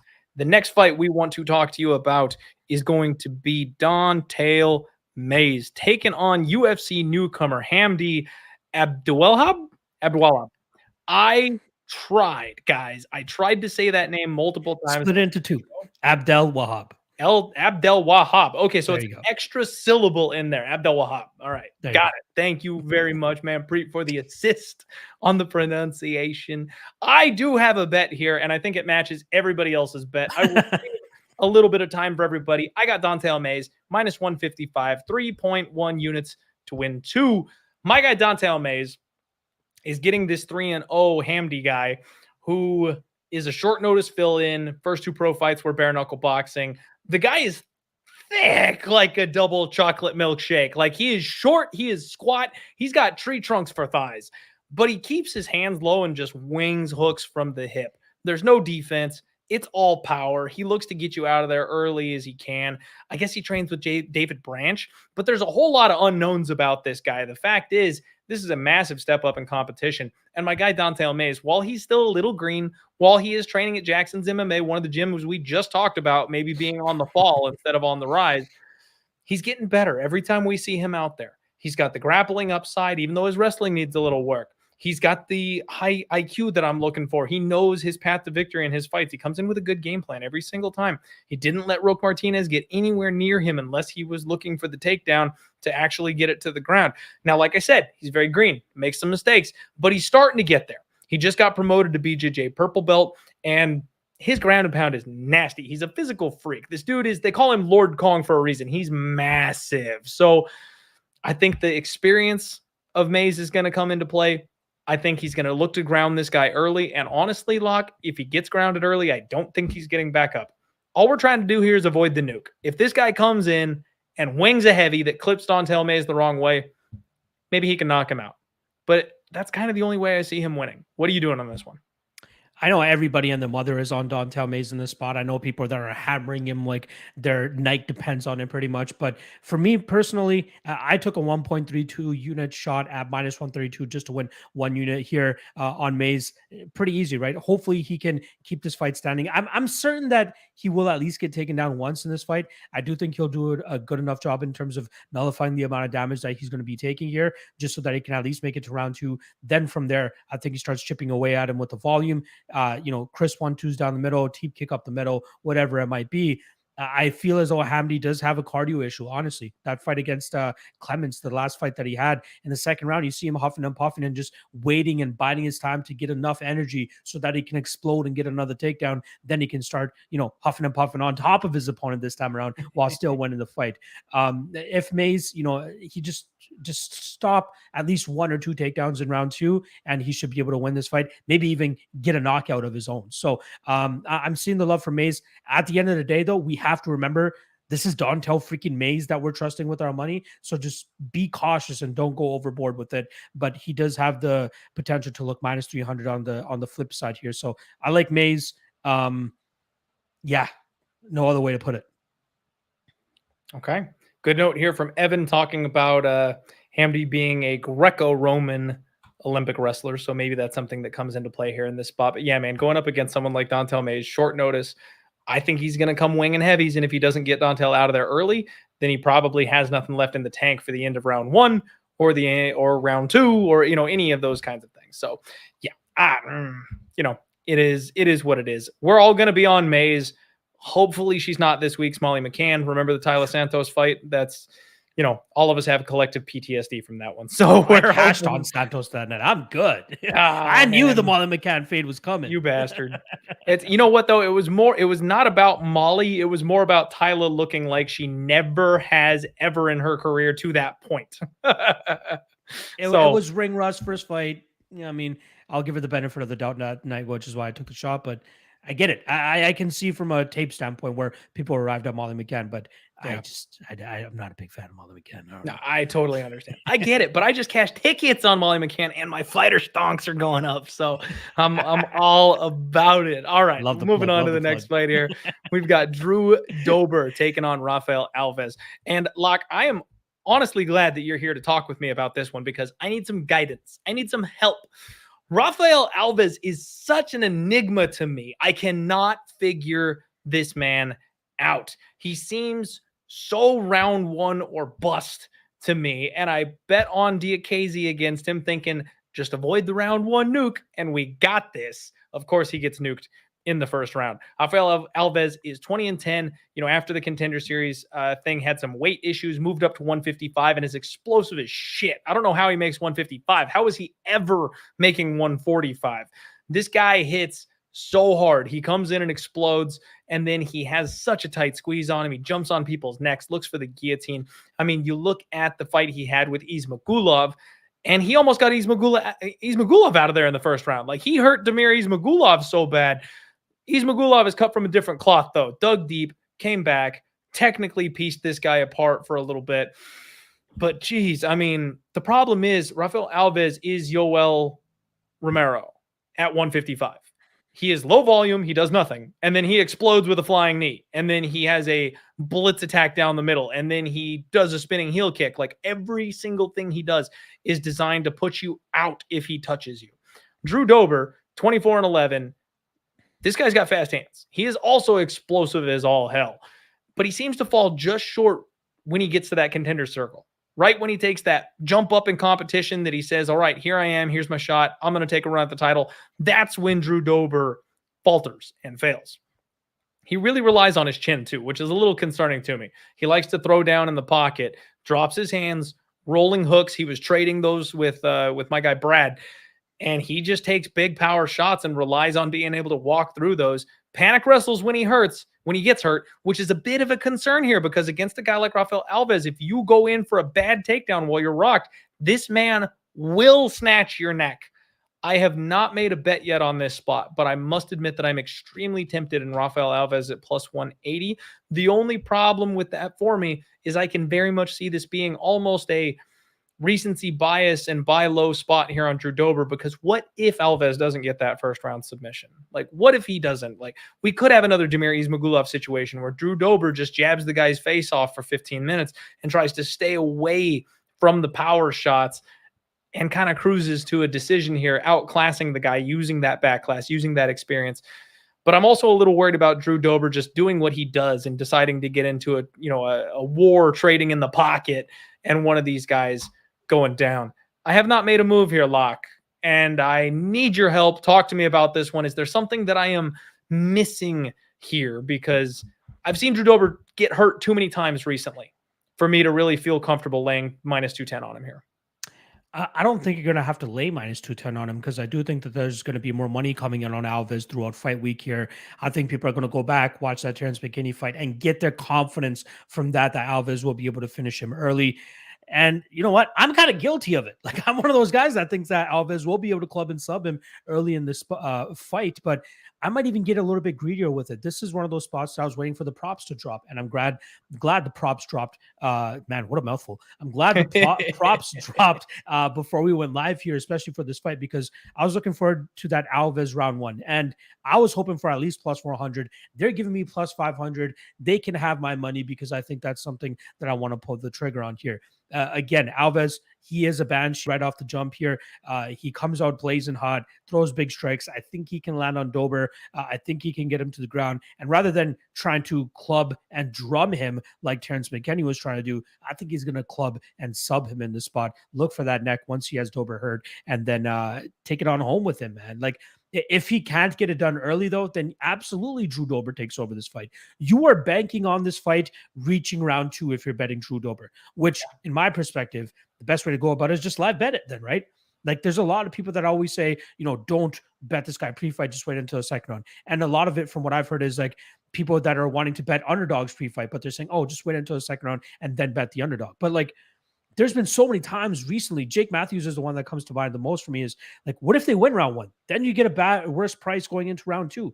But on the flip side here, for Drew Dober being the favorite going into the fight, pre-fight, yeah, you can wait because at least you're not paying chalk pre-fight, and for sure Alves is going to come out like a banshee. Absolutely will come out like a banshee. And then even if Dober does somehow win round 1, minus 210 it was a whatever line anyway to begin with, right? So you're hoping for that early Alves success. If he gets him out of there, great. I cash my plus 500. If he doesn't, you get a better line on Drew Dober going into round 2, probably where I would have end up hedging as well if we get a better line on Dober. But my official prediction is going to end up being with Alves round 1 plus 500. Hopefully it sticks around that line as it starts to get to one of my books, but that's where my action is going to be on this fight. I'm totally okay with losing out on that bet because it'll likely only be a half unit shot, 0.25 unit shot. But yeah, I think Alves gets it done early here. Okay. I don't mind it. I don't mind it at all. And like I said, kind of coming into it, I feel like I'm falling for the recency bias trap. I really do. But at the same time, Drew Dober's been around so long. We've seen him hurt over and over and over again. These guys are starting to damage him. That Chad chin eventually is going to go. Alves is the kind of guy that has the skill set to potentially go ahead and actually pull that off. And the panic wrestle from Dober is really what scares me, man, because even if Dober is winning this fight and he just gets hit with like 1 versus 10 shots, but that one shot rocks him, he's diving in and that neck will be there. So yeah, I think Alves is extremely live in this spot. Don't have a bet yet. We'll see what I end up doing. Obviously, you guys know I post my picks as soon as I make them. We'll see if I get there on the dog. I might be joining Mike I Lock here. I think if you wanted another dog, you'd have to go sooner than later because I do think there's a lot of people that are going to be buying in on Alves as fight day gets closer. Yeah, it does look like that's where the action is coming. He opened up around plus 200, it looks like, and he's already down to plus 180. He's just plus 175 in some places. So yeah, it does look like the money is coming in here on the underdog and Rafael Alves. I will absolutely have a piece of that sub prop though. How could you not? They're going to give you a tasty number on this one. I will absolutely be playing at least a little bit of something on that sub. Plus 475 Alves by sub.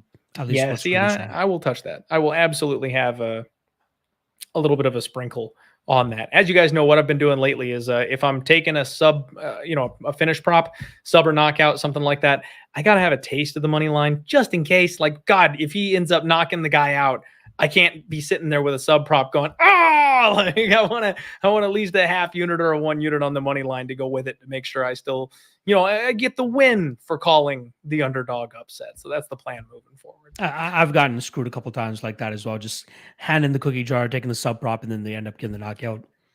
That's good. You know what? I've always told people, Locke, I am not the best sports gambler out there. I'm not trying to be, but I want to have a good time. And when I am picking an underdog in some way, shape, or form, if I think they can pull the upset, if I can see the path to victory and they do pull off the upset, but I'm on the wrong method of victory, nothing hurts worse. You're like, I could have banked plus 230 but I took the shot on 7-1 by knockout instead, and that's all I had. I'm like, no. I'm at least like, even if I'm splitting a unit, going half money line, half prop, that's what I'm doing to make sure I've got some exposure to the guy at least winning outright. So that's what I'm doing from here on out. We'll see what I end up doing with this fight. Maybe a pass spot, but I like my underdogs. There you go. Next fight up, Alex the Great White Morono taking on Matt Semelsberger. And a lot of you know Alex Morono is a guy that I enjoy. I like going to war with my guy. I've talked about him being underrated, and he's got a great skill set. He's well-rounded, BJJ, black belt. He likes to get into wars. He's actually very smart and technical when he wants to be. Has a tendency to kind of play to his opponent's strengths in fight, though, which is a bit of a concern. But he's got all the pieces. He's been around forever. He's at a good gym. He's one of these guys. I believe he is at Killcliff FC. I know he's at Fortis. I'm sorry. He's at Fortis MMA, another one of the gyms that we maybe forgot to mention. A very good gym for him to be at. The kid is on a 3-fight win streak at this point, so it's hard to knock him, hard to look down on anything he's doing at this point. He's taking on Matt Semelsberger, who's got some serious power. This is a big boy for the weight class. 4-1 in the UFC with his only loss coming to Chaos. My guy, Chaos Williams, and he took everything Chaos had to offer in that fight, showed off some serious durability, and he's improving every time he comes out, too. He's got a stiff jab. He's coming off that war with AJ Fletcher. I did take the shot on AJ there. 2-1 underdog, went to, I think that was a split decision. If it wasn't a split, it was very close, so a bet that I actually really enjoyed on that one. But what this comes down to for me here are the numbers. Alex Morono, 21-7, been around forever, averages 5.21 significant strikes per minute, 42% accuracy. Matt Semelsberger, averaging 5.01 significant strikes per minute at a 48% accuracy, so almost as active, a decent bit more accurate. Alex Morono lands with a 56% defense striking, and you've got Semelsberger with a 59% defense striking. Now, I know there are differences to the levels of competition for these guys, but Alex Morono has kind of settled into a gatekeeper role here in the UFC. His recent run has come, first round win over Donald Cerrone. I know I burned 3 units. Donald Cerrone is shot. We all know that for certain now, right? Hung it up. David Zawada, he's been a bit of a bust. Mickey Gall, he was never really much of anything. Anthony Pettis, he's losing in the PFL now. Reese McKee, even though we might see Reese McKee again one of these days, he retired after he lost to Khamzat Chimaev. So this guy went to war with the guy that immediately got dropped from the UFC and people thought was a dead man walking. And then he got one punched by Chaos Williams. Like, I can poke some holes in the fighters we're getting these stats from here on this record. I think this is a spot where the UFC has spotted Matt Semelsberger and said, you're going to be more of the future of this division. And the improvements we've seen from him, the heart we've seen from him, the digging deep that he had to do in that last fight against Fletcher, who was a guy that was a perfect, awful stylistic matchup for him. For him to get through that fight the way that he did, manage to win it, he left it all out there. Him and he was like flat on his back in the center of the cage, heaving for air after that fight because he left everything in there. That's the kind of shit I like to see. Semelsberger is a guy I'm marking as kind of a bet on fighter. He's going to be taller. He's going to be longer, 3-inch reach advantage here. And even though he's only got a 42% takedown defense, Alex Morono never uses his grappling. So I'm not really concerned about him getting taken down or anything like that by a guy like Alex, because Alex simply just doesn't do that in his fights. We've seen it time and time again. It's an advantage that he might have over some people, and he refuses to use it. So right now we have got the line sitting at minus 155 for Matt Semelsberger, plus 135, the comeback on Alex Morono. I think Morono is going to get some love here as a dog. I think there's a lot of people out there that'll look at his recent run and try to get in on him and maybe fade the guy that they're not quite sure about yet. This is favored or passed for me, Locke. I think I'm going to go with Matthew Semelsberger. Minus 155 sounds like a fair price tag to me. I will take it, but it looks like the money is coming in on Morono. So I'm going to sit tight. I'm going to see if this goes any lower. I'm going to see if we get a little bit more of a nibble on Alex Morono and I can get a cheaper price tag here on Matt Semelsberger. This guy's got the same kind of power that Chaos does. So I'm not ruling out a knockout. This guy's got better striking, technically speaking. His jab is long. Like he's a guy that can keep Alex Morono at range and piece him apart at distance. I like Matt Semelsberger. I think I'm going to play him here. What about you? Quick question for you before I actually get into this. Do you know what week it is? I do. It's Shark Week, Clint. Oh shit! July 30th is the last day of Shark Week. The Great White is gonna have a great finale by going out there and celebrating Shark Week with a big win here against Matthew Semelsberger. Make it 4 in a row. Shout out to Mushroom for reminding me that it is Shark Week. But I think Discovery is going to be simulcasting this on their channel. How am I supposed to argue just against to that? show the Great White coming out there? Na na. And then he's just going to turn all those into significant strikes, put the numbers on Semelsberger here, and win the way that he always does: pace, pressure, and volume. And I think he will be getting dinged up a little bit on the way in. Don't get me wrong. Semelsberger, definitely the cleaner striker of the two, and he'll likely have a little bit of range here, but I'm not 100% confident that he'll be able to maintain that range, especially with a guy like the Great White coming at him pretty much every single time here. I think there's only been 2 times in Alex Morono's career that he's been knocked out. One was back in 2014, over 8 years ago on the regional circuit. And then obviously to your guy, Chaos Williams, who had dynamite in his hands that night and showed up and showed out against Alex Morono relatively quickly. Too, that's what Morono's going to be looking like. Right that's Alex Morono between corners against Matt Semelsberger. No, he's coming in. He's gonna he's gonna go for it. And I love that about a guy that's going to go out there and fight for your money, especially as an underdog. You know, you can always rely on Morono for that. The guy's always up there in terms of significant strikes, even attempted. More often than not, it's upwards of 200 significant strikes that he's attempting moving forward, trusting his durability, closing a different distance, and getting his output out there. So, again, I'll be real here, right? Obviously, Semelsberger has Shark a really jokes in the chat are just too good right now. I love it. Really I love everybody spamming it. He is going to get dinged up. I am banking on his durability to hold up here, so that if he was the rest of his game, he has solid cardio. He can go out there and continue to put work on his opponents. I'm fully expecting that here against Semelsberger. Again, this could be a show me spot for Semelsberger as well. If he comes out of this fight flying colors, I'm hoping it goes all 15 minutes so we see how he deals with a full-on onslaught from Alex Morono in the entire fight. And if he passes with flying colors, he'll have more of my respect. But as of right now, onslaught from AJ Fletcher not enough for you? It was AJ Fletcher. Come on, I get it. He's a solid fighter, but like UFC debut on short notice. I'm good. Not to mention he was like 5'0" against Semelsberger there, right? So he had so much distance to cover there, and a lot of his game was based around takedowns. And if you said it, Alex Morono doesn't go for takedowns. I think it's like 0.35 takedowns landed per 15 minutes, and he has a BJJ black belt. He just refuses to use it. So yeah, I'm going Morono here. I already have a bet on him. 1 unit at plus 136. Looks like I got in at the right time. CLV, right? I'm getting some CLV in this spot. Gotta have that CLV. I'm hoping that it pays off here, but I'll go Morono via decision, hopefully with output, durability, and cardio being in his favor. Okay. Guys, it took us an hour and 27 minutes, but Locke and I have finally disagreed on a pick on this card. So there you have it. We will go head to head in this spot. I may actually be betting Matt Semelsberger. Haven't decided for sure if I'm going to pull that trigger or not yet. My guy Locke has already gotten in on the dog. He will have that CLV. Both of us are doing our jobs though, because he got the best of the number on the dog, and I'm looking to get the best of the number on the favorite. So we'll see how this one ends up playing out. Should be fun. Should be good. It's going to be a fun fight. Either way, I'm looking forward to how this one goes. It should be action-packed until someone either goes down or we're going to get a 15-minute battle out of it. Morono always brings it. He's going to force it out of Semelsberger as well. Should be a fun fight. Possible fight of the night contender as well. Very true. Very true. Possible fight of the night contender on that one for sure. All right, everybody. We're getting to the good stuff here. Magomed Ankalaev taking on my older brother, Anthony Smith.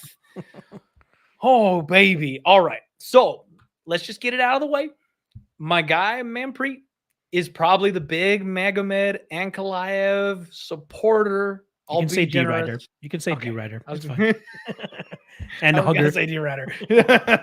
No, he's been beating the drum for Magomed Ankalaev for a long time. Believes he's headed for the title. Going to be, maybe the next guy to hold the belt, all that good stuff. He is high on Magomed Ankalaev. I, on the other hand, have been a little nonplussed with Magomed Ankalaev. I've been a little bit disappointed in Magomed Ankalaev. He is that classic overblown favorite for me, Locke, that I get this close to fading him, but he finds a way to win, which I will give you credit for. That is a very good talent to have in mixed martial arts, that if the fight is close, you find a way to get your hand raised at the end of it. That's definitely something that you want your fighters to bring to the table. But looking back over his fights, I mean, I got there with Paul Craig, baby. I got that round 3 sub. Shut up. We don't talk about that one. We don't talk about that one. But the round 3 finish over Dalcha, where Dalcha had some moments in that fight in boxing range, you know, that one gave me a little bit of pause. I mean, obviously didn't leave much to be concerned with in the Ion Kutalaba fight. The Nikita Krylov fight, underwhelming. The Volkan Oezdemir fight is what it is. The Thiago Santos fight, he looked a little scared to engage. I mean, there's all these things here for me that I've got to give props where it's due. Magomed Ankalaev knows how to control space really, really well on the feet. That front kick that he uses the hooks really well, good counter shots. He's got big power. But I also think you can take advantage of this guy in the boxing. That's where we've seen anybody really have success against him, is if they're able to stay in boxing range. They can't stay there long, though. That's the problem. Like, he does a good job of resetting to get back to that kickboxing range where he's comfortable, or get in on the takedowns and get his opponents down to the floor. And I guess that's my biggest concern here for Anthony Smith, is that we have seen Smith taken down and controlled off of his back time and time again. That's his biggest weakness, is if you can out wrestle this guy, it's basically a free square. He gets put on his back. He's willing to play jiu-jitsu. And if you're just the bigger, more physical, stronger guy, you can hold him there. Now, apparently Anthony Smith, he left Factory X for some reason leading up to this. There was some kind of a fallout. He's going to a new gym. He's getting work with guys like Brian Barberena and Chris Wyman, I guess. But it's a much smaller gym, not a place that he's used to. That's always a little concerning for fighters, especially at this stage of their careers, what they're going to look like after they get away from their team, especially if it wasn't like a, you know, I need change and I'm going to head over to fight ready type. You know what I mean? Like, not a good situation like that where you're going onward and upward, but you got to find a spot to train before a big fight instead. It's a little bit concerning, but Anthony Smith's striking has really come a long way. Everyone thinks of him as mostly just a grappler, jiu-jitsu guy. He taps everybody out, but they kind of disrespect his striking. He wobbled Superman Span and like knocked him to the mat in his last fight. He took out the leg of our guy, Jimmy Crute, with those big, nasty leg kicks. Like, we cannot sleep on this man's striking. He's got a nice, long, sharp jab. The power, it looks like, is something he is developing. Like I said, against the Span, that left hook was something that was magical. Smith will have a 1-inch height and reach advantage here in this spot. The issue, again, is that 48% takedown defense. Magomed Ankalaev just does not really go for the takedowns. He is more of a striker than he is a grappler. But when he decides to go for the takedowns, it seems to be something that he can do with relative ease. So as much as it disgusts me, as much as I would love to take the dog shot on my guy Anthony Smith here, I think I kind of have to side with Magomed Ankalaev because I just, if he grounds Anthony Smith, I don't know how Smith gets out of it, is all it comes down to. But at the end of the day, Ankalaev did slip up in round 3 against Paul Craig. And if you're looking for a submission guy that has just as good of chops, Anthony Smith might be the guy that you're looking for. And like I said, the boxing range, Smith is tall and he is long, man. If he can manage to ding Magomed Ankalaev in that weird middle range that he exists in, because he's a little long, he's still not quite in most people's boxing range, but he can still touch you. He might have some ability to get to work with the hands. So this is going to be a lot more competitive, I think, than people are thinking. I do think Magomed Ankalaev gets his hand raised at the end of the day and moves along, but I'm going to be cheering with my heart and soul for Anthony Smith. As much as I love Magomed Ankalaev, it would be irresponsible for me to go out there and be like, minus 465, put your house on it. Like, it makes no sense here, right? Like, he should win this fight. There is a reason he is the obvious favorite. But the thing about his game is it's almost similar to Potieria in the fact that sometimes he makes it a little close early in fights, right? His level of error is not that wide. Like, you need to make sure that you go out there and stamp your approval on every single fight, or stamp your dominance on every fight. And he does that in spurts, right? Like take, for example, the Nikita Krylov fight. He was down a little bit at the beginning of that fight because Krylov was putting it on him. He was putting the pace on him. He ultimately outstruck him significant strikes-wise after the fight. But what I like from Ankalaev is that we saw that championship adjustment period from him, where he's just like, you know what? I'm getting a little bit outworked on the feet. Let's drag this thing to the ground. Let's utilize my wrestling, which I don't usually showcase because the majority of his fights, at least early in his UFC career, is just all stand-up. And I love his stand-up because he can fight clearly from both stances as well. So he always tries to have the opposite stance of his opponent, what makes his opponent so much more like hesitant. They're like, oh shit, I wasn't expecting this. Like you see it in almost every single fight where he goes stance for stance, switches anytime his opponent switches. Like it's just on a dime that he does it because he's so comfortable from both positions and he throws in combinations. It's great. He's a little bit too patient at times, which is why he can get behind on numbers, but he is so accurate in terms of being able to land the damaging blows. Like the Volkan Oezdemir fight is the perfect example. Volkan had a couple good shots early in that first round, but then Magomed got the timing down, got the perfect counters off, and then after that, Volkan got gun shy because he was getting dinged up too much there.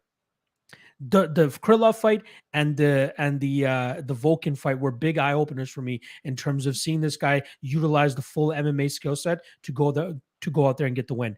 And I get it. He wasn't the most entertaining in his last fight against Thiago Santos. People expected him to go out there and sleep him in that fight. But I don't blame him for wanting to go out there and get 5 rounds of experience in your first ever main event slot in the UFC. You know you're going to be fighting for the title soon. So just go out there and feel out what it feels like to go 25 minutes with somebody. And it's not just somebody, it's Thiago Santos. The last thing that goes from any fighter is power. And there was a small little slip up in that fight that could have resulted in disaster for Ankalaev. But Ankalaev made it through it, showed that championship medal, won that fight, boring or not. Boring does not dictate how good a fighter is. Just ask Israel Adesanya. Exact same thing here. So I think Ankalaev, he might get touched up on the feet a little bit here in terms of the volume and output of Anthony Smith. I'm not worried because he's going to just look for takedowns then. And we know it wasn't that long ago that Anthony Smith was that guy just who couldn't get off of his back, right? It was only 2 fights, right? Glover Teixeira and Alexander Rakic, and everybody's writing him off saying, everybody was on not everybody, but there's a good majority of people that were on the Devin Clark side of things after that. Submission prop is absolutely live for sure, but I like that. Not bad, but I still do think that we're going to see Ankalaev just grind him out. I'd be surprised if he gets caught in something like that. I'm sure he's been working on that to make sure that never happens again. Exactly. So, yeah. Ankalaev by decision. The spot that intrigues me the most here is actually the over 2.5. I got to shout out my guy, John Strigarian, for bringing this to my attention. It was roughly around -120, -140 the last time I checked at it. I'm expecting this to go the full 15 minutes with Ankalaev controlling him for the majority of this, dragging him to the ground and doing it that way. Smith has great durability, so I don't doubt that we'll see Ankalaev have trouble putting him away, which is why I think this fight will likely go over. Are we talking over 2.5? Are we talking over 2.5? Over 2.5. Let's go. I like it. I like that. I actually like that a lot. Head that with Smith by sub. There you go.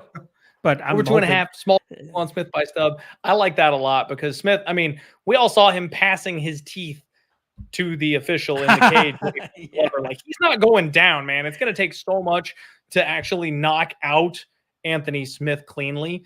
And if he's winning this fight, he probably does finish just because that's the way this man fights. So yeah, I mean, take a small bet on Smith inside the distance and then bet the over 2.5. And that sounds like a nice little built-in spot to probably walk away with a winning wager here on this fight. One step closer to King Ankalaev claiming his throne and his title. One step closer to King Ankalaev versus Jamal freaking Hill for the #1 contender fight, baby. Is that next week? I think that's next week, right? It's next week. Yeah, I love that this is set up perfectly, man. So if Jiri and Glover rematch, that pushes the title out. Like they got time. Give me a #1 contenders fight. Let's go. Make somebody that's going to be a clear #1 contender. And if Hill gets past Santos, Hill and Ankalaev are the ones at the top of the mountain. That's what I'm talking about. It's time. We don't need to wait till the belt's on the line for this one. Throw them in there with each other. If you get, spoiler alert for next week, guys, I'm picking Jamal Hill. Are the odds out for that one? Did you? I'm sure they are. That it's a big enough deal to look forward. Yeah, he's -260. It looks like. Wow. Makes sense. Which makes sense to me. Which makes perfect sense to me. Exactly. Yeah. I mean, your boy Ankalaev was scared to go to, trade with Thiago Santos. Hill's going to piece him up. Hill will be more than willing to stand in the pocket and trade. Thiago Santos is getting finished next week, folks. Let's see Hill try to do that against Ankalaev and get countered every single time. Remember what I said about him struggling with boxing? Jamal Hill is the perfect fighter to dethrone King Ankalaev. And I know we've talked about this. Hey, when they match up, we're doing this. We're doing this thing when they get matched up. There's going to be a side bet. We don't know what it is. There'll be something. all week, we're going to do each other's shows and just break down the fight and from all perspectives. But the question is, what's Jamal Hill's takedown defense? They got to give this the guy like Magomed Ankalaev. We'll find out. It doesn't matter because Ankalaev's going to be knocked out before he gets the chance to shoot. Sure. We'll save that for whenever that fight happens. Hopefully by the end of the year. It's too built up now. They got to do it. It'll be too fun for us. All right. All right, everybody. We will move along. Sorry about that little sidebar. Alexandre Pantoja taking on Alex Perez. And this is a fight that, I start saying that a lot of times, folks, and Michael Scott-esque. I try to find my way to what I'm saying as the words come out of my mouth. I got nothing for you on this one. I got nothing. Alexandre Pantoja is a constant contender, right? This is the guy that's always circling that title shot. He's always in the mix. When people beat this guy, they're like, oh, shit, give him a title shot. Like, he's legit. He beat Alex Pantoja. 24-5, extremely well-rounded, good boxing, good power, BJJ black belt, tight squeeze, good wrestling. Like, he's got everything you want in a fighter. He also can scramble with the best of them here at this weight class. 2-inch reach advantage, 67% takedown defense. Not the biggest concern in the world because he likes to be on the ground in those scrambly situations. The questions that I have come from the Alex Perez side of things, Locke. 6 canceled fights. 6. Yeah. 4 with Matt Schnell, 2 with Askar Askarov. And that last one with Schnell was because he missed weight pretty badly. You got to wonder where this guy's head's at. We've broken his fights down for the last year, basically. Everyone knows what Alex Perez is capable of. He's got decent striking, little compact dude, primary grappler, lots of takedowns, heavy top control. I like Alex Perez. I like his skill set. But after that kind of a run where you're going up against A, an extremely winnable fight, or B, one of the top contenders in the division, having all those opportunities taken away from you, and now they're giving you Alexandre Pantoja, where's his head at? We haven't seen this guy since 2020 when he got tapped out by Fugitt in the first round. And I don't think that Alexandre Pantoja is a very good fight for him. I thought that the Matt Schnell fight was kind of a get back on the bike type of spot. I just cashed a ticket on Matt Schnell, and I thought that Alex Perez was going to murder Matt Schnell in that fight. Perez does have a 61% striking defense, so very impressive, defensively sound, standing, averages 2.92 takedowns per 15 minutes, 45% accuracy, so lots of takedowns, hits most of them, and then 87% takedown defense. This fight doesn't hit the ground unless Alex Perez wants it to. The question comes down to who wins the striking. And again, I think it's going to be very close. I think it's going to be very competitive. We've got plus 140 on Alex Perez, minus 160 on Alexandre Pantoja. And I'm going to say favorite or pass, but there's too many questions for me. Like, if I were the bookie here, I'd line this thing minus 110 because I don't know what the fuck is going to happen in this fight. So I guess if you're just like line value shopping, like we all should be, maybe take the dog. But I can't, in good faith, put my money on Alex Perez in this spot because I don't know what he's coming in with. And I think Alexandre Pantoja is one of those guys that he's just kind of that, he's that old faithful. You know what I mean? Like, anytime you're like, I want a good bet on Perez, bet on Pantoja. He's good. He's going to fight for your money. He's not going to quit. He finds ways to win. Like, that's a guy you want your money on. So I'm going to pick Alexandre Pantoja, but I don't have a whole lot to offer here as far as how this fight's going to play out or who's going to bring what. I got to see Alex Perez on the scales. I got to see him on Saturday and see what he's turned into. Because he may have evolved into something at this point. He may have added wrinkles. Maybe he declined after all this. You know, we have no clue what to get from this guy at this point. But I don't mind Pantoja money line. And Fireside, I don't mind Pantoja by submission, catching a neck on a takedown, something like that. I don't mind that at all. And honestly, Evan saying the split decision, I don't mind that either. Like, this could be very much a grinding, close, back and forth type of fight. I don't have a lot here, Manpreet. Let me know if there's something that you're seeing in this fight that has you swinging one way or the other, but I'm just going to pick Pantoja and move on. I'm honestly, Clint, I'm doing the exact same thing you are about this matchup, man. Like, I feel like it should be minus 110 each, which says bet Perez, right? He's at plus 150, plus 140. If you believe it should be a pick 'em fight, then you should pick Perez and bet Perez at this number. But I just can't get there either. All the question marks that we have going into this fight, it's just too much for me. I just can't, in good faith, go out there and have ultimate confidence that Perez pulls it off. But like from a stylistic standpoint, you are right. You got, if this fight is supposed to hit the ground, it's going to be on Perez's terms. And if Perez, looks to take this fight down early, I think he's going to be putting himself into bad positions, right? The majority of his losses coming via submission. So I don't think he wants to tangle up with Pantoja early in this fight. But what one part that you brought up that was very interesting is the striking. Who's going to win the striking? To me, the better technical striker looks like Alexandre Pantoja. But the guy that will likely go out there and throw more volume is the Perez side.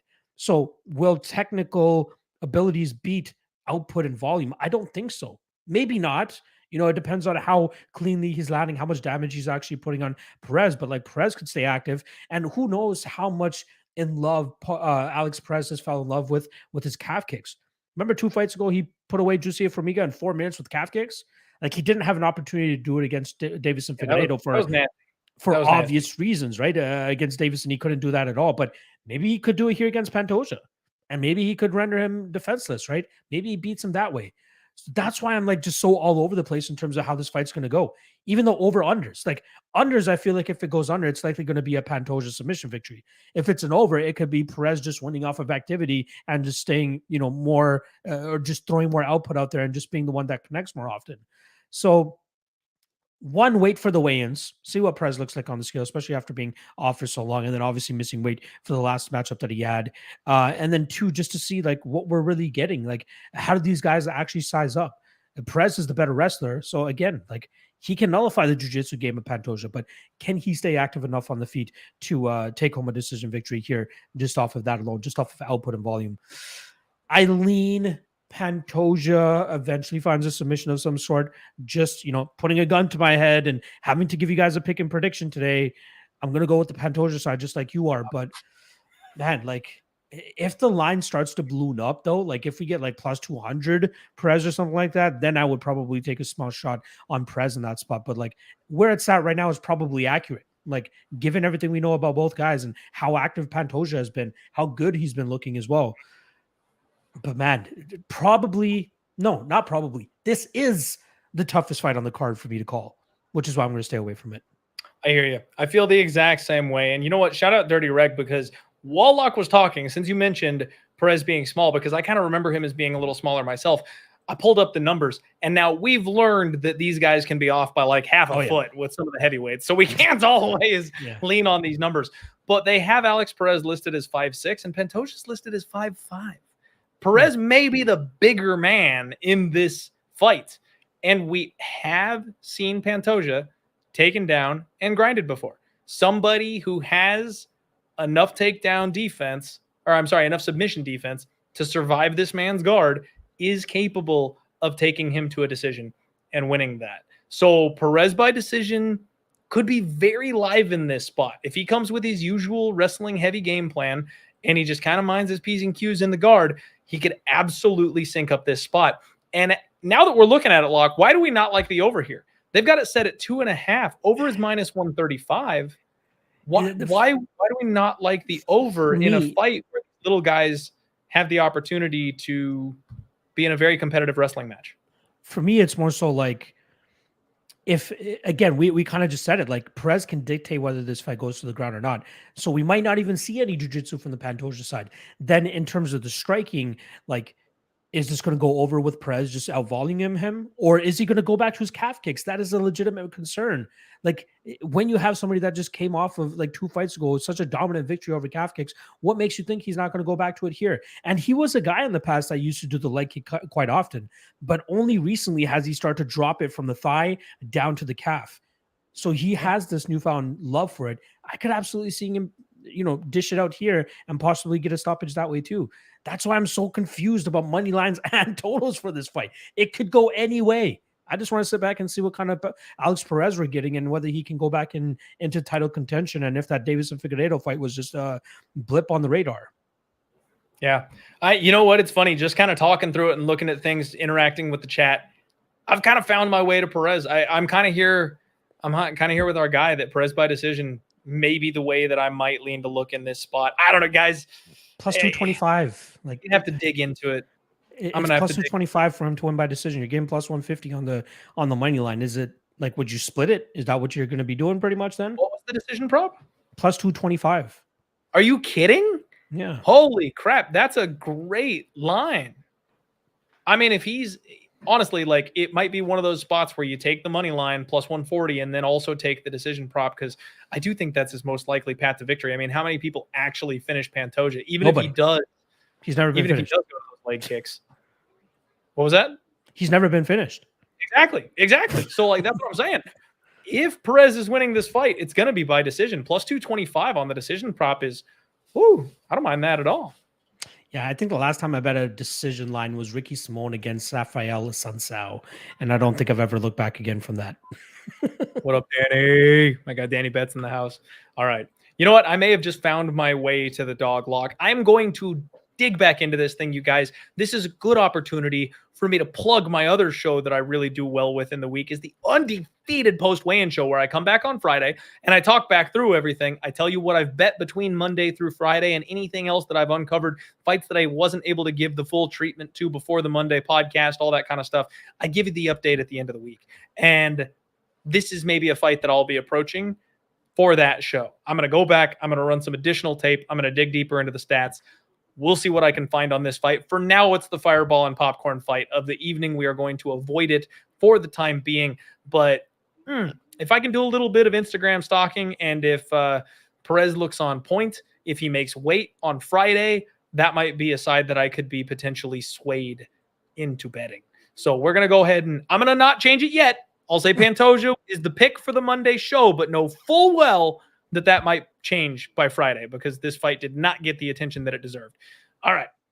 We're going to move the show right along here. We've only got 3 more fights to talk about, folks. Let's wrap this bad boy up. 289 of you hanging out with us here on a Monday night. So thank you so much for your time. And if you could just generously donate one of your thumbs this evening, just a thumb. It'll get us through the day. You know, Locke and I have both been, slaving away, keeping the wives happy, just doing our due diligence. And you can save us and lift our souls by just giving us a thumbs up. That was way more dramatic than it should have been. Hit the like button. Let's move on. Next fight up, Derek Lewis taking on Sergey Pavlovich. And this is maybe the Twitter civil war for the week.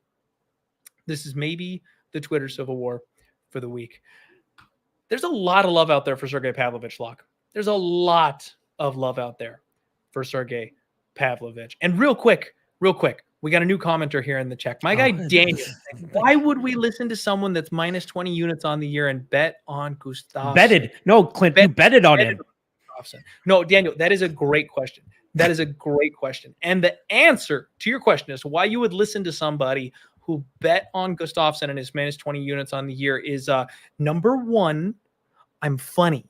Number 2, I am actually profitable overall lifetime since starting the podcast. So I know I'm having a bad 2022, but I do actually know what I'm talking about. And then number 3, I save you time by telling you about the fights, giving you the stats, analyzing it and breaking it down for you. And then you can pull up your big boy pants and go put your money where you want it to go.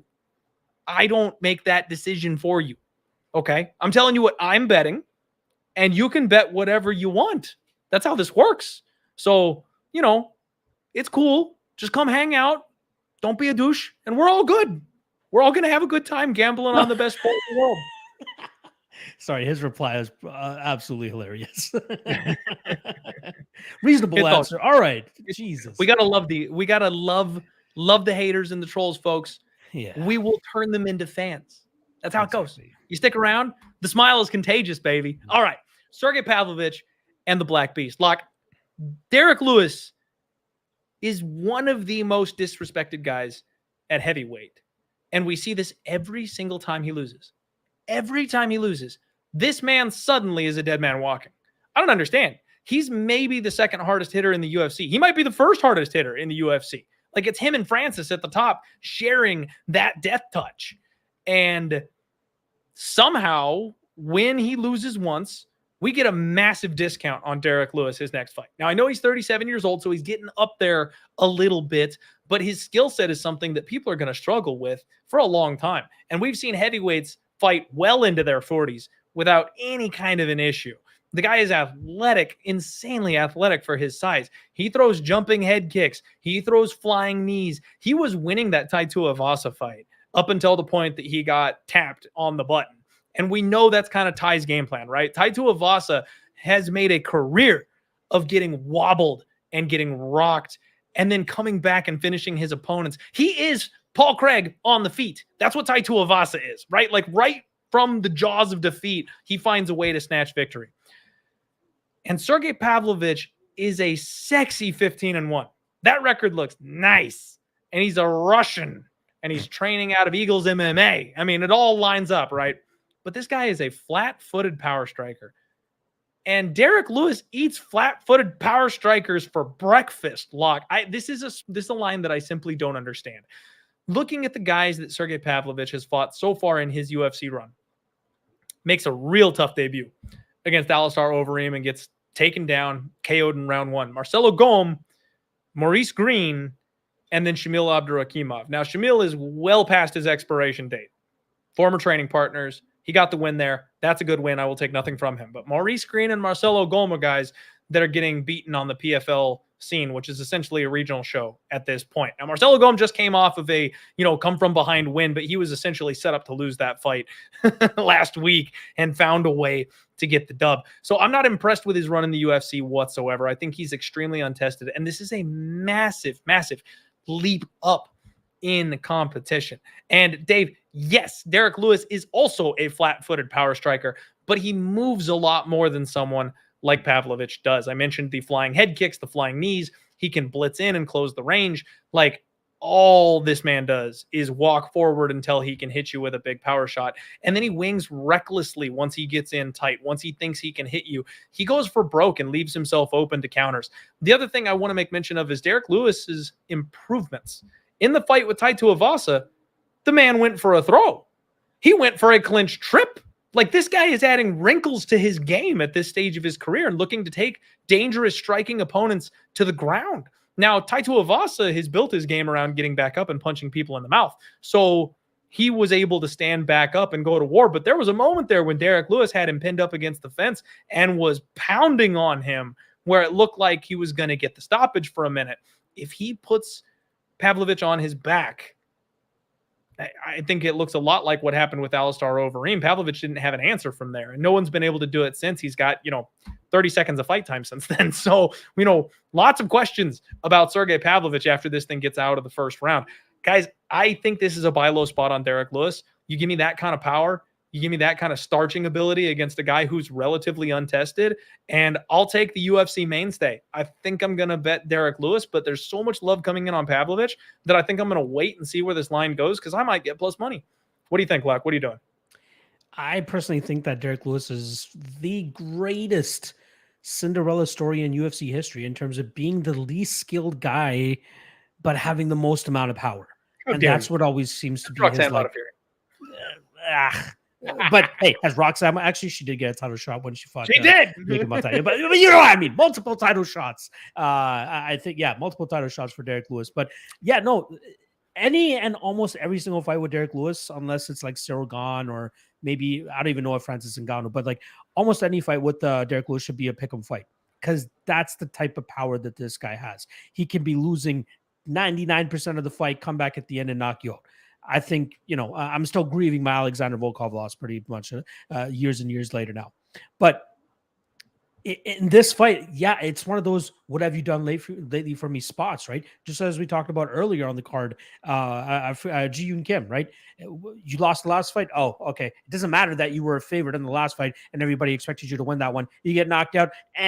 You suck now. That's what everybody's pretty much doing in this spot. Now, I'm not trying to make a valiant case for Derek Lewis in this spot. It could go either way.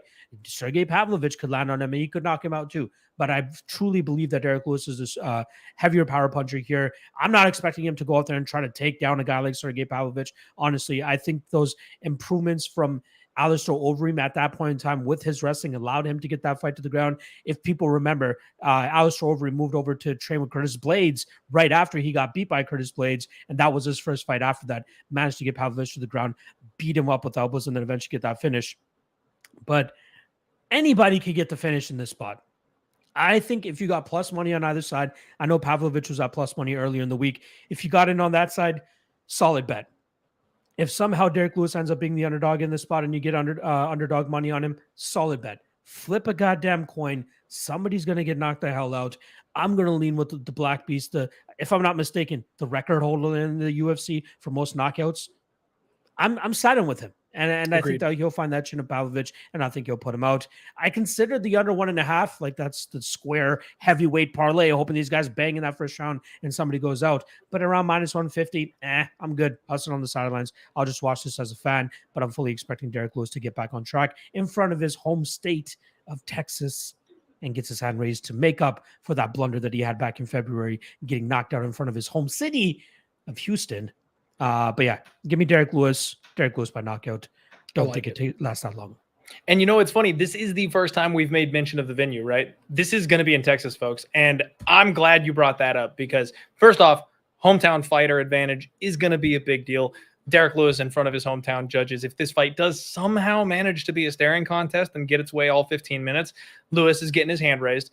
And then on top of that, guys, be careful on this card on any fight that you expect to go the distance. If this fight goes to a decision, you want the hometown fighter or you want to stay off it. You only want finishers in Texas because they are notorious for having the worst judges on the circuit. We rarely see more robberies than we do in Texas. So make sure you're checking for hometown advantage and bet finishers. That's the best thing you can do to protect yourself in the state of Texas with mixed martial arts.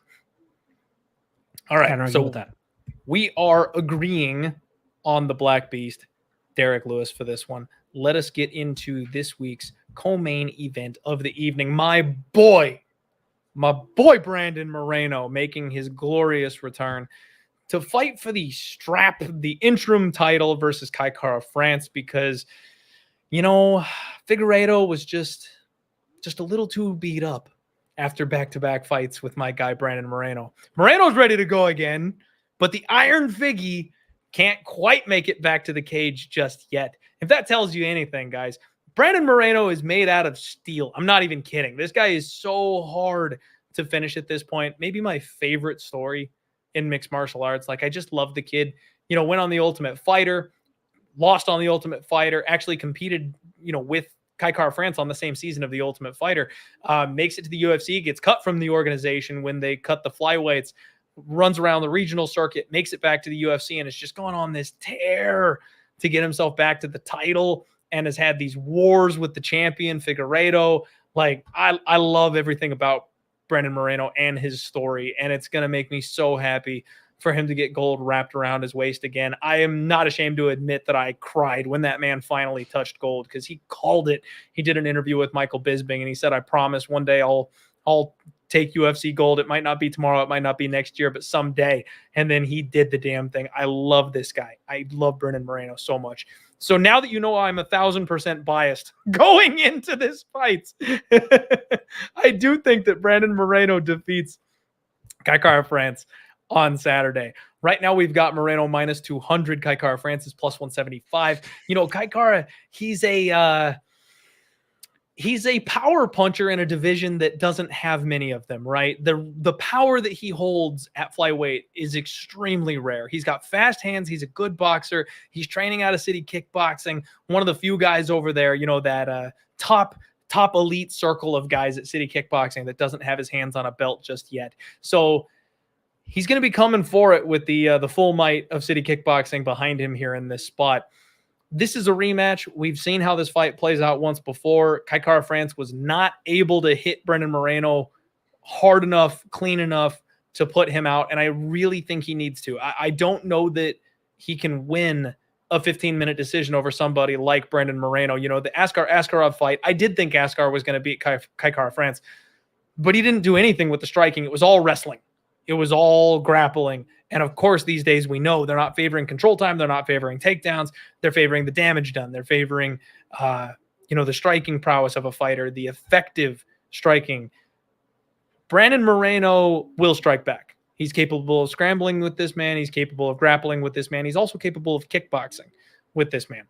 I love Brandon Moreno's game overall, the long ranginess of it, the way he's willing to, eat a shot to fire back, and just the durability is something we've always been able to count on. Maybe one of these days it goes. I'm not going to believe it until I see it. After 2 fights back-to-back with Figueiredo not going down, I have no reason to doubt this man's chin. And if Kai Kara-France is KO or bust, I'm going to ride with Moreno. I'm tempted to just lay the -200 on this one. And we've talked about this before, folks. No rematch ever goes the same as the first, right? Like, it's so hard for things to line up perfectly in a combat sport for a rematch to go exactly the same way that it did the first time. So I would not be shocked if we see a finish from either guy here in this spot, and we end up seeing kind of an under. The first fight was a 15-minute fight, not a 25-minute main event. So we got a couple extra rounds here to work with. The total set at 4.5, over is -155, under is +135. The under leaves some room for the Kai Kara-France starching knockout. So I don't mind the under so much, but I think Brandon Moreno money line is probably the way that I would be looking. Once again, no bet on this one. Very biased. Huge fan of Brandon Moreno. Locke, set me straight. Am I wearing beer goggles? Am I loving my guy too much? Is the dog the side here? What are we doing? I love Brandon Moreno in the spot. I bet him already like a couple of days before the last event because I expected money to come in on him here, and I went pretty big on him. I'm very confident in him in this spot, as I do believe he is the overall better fighter, right? Kai Kara-France truly needs to exchange in the pocket to have any type of success. We saw him try to do it in that first fight, and we thought going into that fight that Brandon Moreno needed to drag that fight to the ground to have any success in that fight. Yet he managed to beat Kai Kara-France to the punch pretty much every single time. He dropped the first round on 2 judges' scorecards. 1 judge actually scored that round for Moreno, but it should have been in Kai Kara-France's favor. But after that, Brandon Moreno was just in the groove, man. The guy's flexing on him. The guy's just building with confidence every single time he threw and landed on him here. The one thing I love about Moreno's game, he uses that long range very well. And that's what caused Kai Kara-France so many issues in terms of closing that pocket and landing his big strikes. More often than not, Kai was throwing, he was missing because Moreno was getting out of the way, but Moreno didn't really even move his feet. He just got enough out of the way that he could dip back in and get his own strikes off, and he landed 2 or 3 strikes before Kai Kara-France could get out of the way. What has Kai Kara-France improved in specifically to fight Brandon Moreno in that is going to cause him to win this fight? Sure, he had immense improvements in his last fight against Askar Askarov, pulled it off as a big underdog that night, but he showed solid takedown defense in that, good get-ups, and we knew he was the better striker to begin with. But his advantage is supposed to be striking. Moreno outstruck him, plain and simple. It could be close. Like we might get 1 round for Kai Kara-France, but I really think as this fight goes deeper, Moreno is going to grow with a confidence just as he did last time around, and it's just going to get worse and worse for Kai, in my opinion. I think Moreno runs away with this. Probably doesn't finish Kai. I'm not 100% sure he'll finish him. I think this will go the full 25 minutes, but I think that we'll see Moreno completely dialed in, set on getting his actual gold back, not this fake paper interim strap that he's going to be getting this weekend. But I know he wants that Figueiredo rematch again. And this is coming from a guy that had money on Figueiredo in the last fight. I'm glad that I cashed that ticket, but good God, if they have the rematch, I'm going to be on the Brandon Moreno side here, as I do think that Davison is really starting to decline. Moreno is improving at an exponential rate. And even though Kai Kara-France has been improving as well, it's still not to the extent that I feel like he'll be able to get past Moreno. Again, the striking, that's the big thing. And here's another stat that I'll throw out there. Kai Kara-France, big power striker, right? Knockout artist. He only has 2 knockouts in his 9 UFC fights. He's dropped 6 guys, a third of those being Cody Garbrandt, but so he managed to knock down 4 guys that were not named Cody Garbrandt, but he's only ever delivered on 2 knockout victories for us. So like, are we overblowing this guy's knockout power to a certain extent against the Mexican chin of Brandon Moreno, who's taken hellacious bombs from much bigger hitters in the past? Well, mainly Davison Figueiredo, but still has living to tell the tale and never got finished. I struggle to see a way that Kai Kara-France wins this fight. He's going to need multiple knockdowns around, or at least multiple knockdowns, at least once in 3 rounds to win this fight. I think Moreno just doubles him up on strikes. Maybe not doubles him up, but outlands him enough that it will look very clear in his favor, especially with Kai Car-France wearing the damage exactly how we were in the first fight. I think Moreno is going to be busting up that nose, making it a crimson mask, and I think that Moreno runs away with this fight the later that it goes. So I got in at -187. I'm seeing -200 now, -210. I think it continues to climb here. I am surprised at the amount of Kai Car-France love that I'm seeing out there. Like we've seen this fight, guys. We've already seen this fight. And yes, we have to take improvements into consideration, but I feel as though Brandon Moreno was the one that made more improvements. So give me Brandon Moreno. I guess we can say and you. But yeah, Brandon Moreno gets the interim strap this weekend.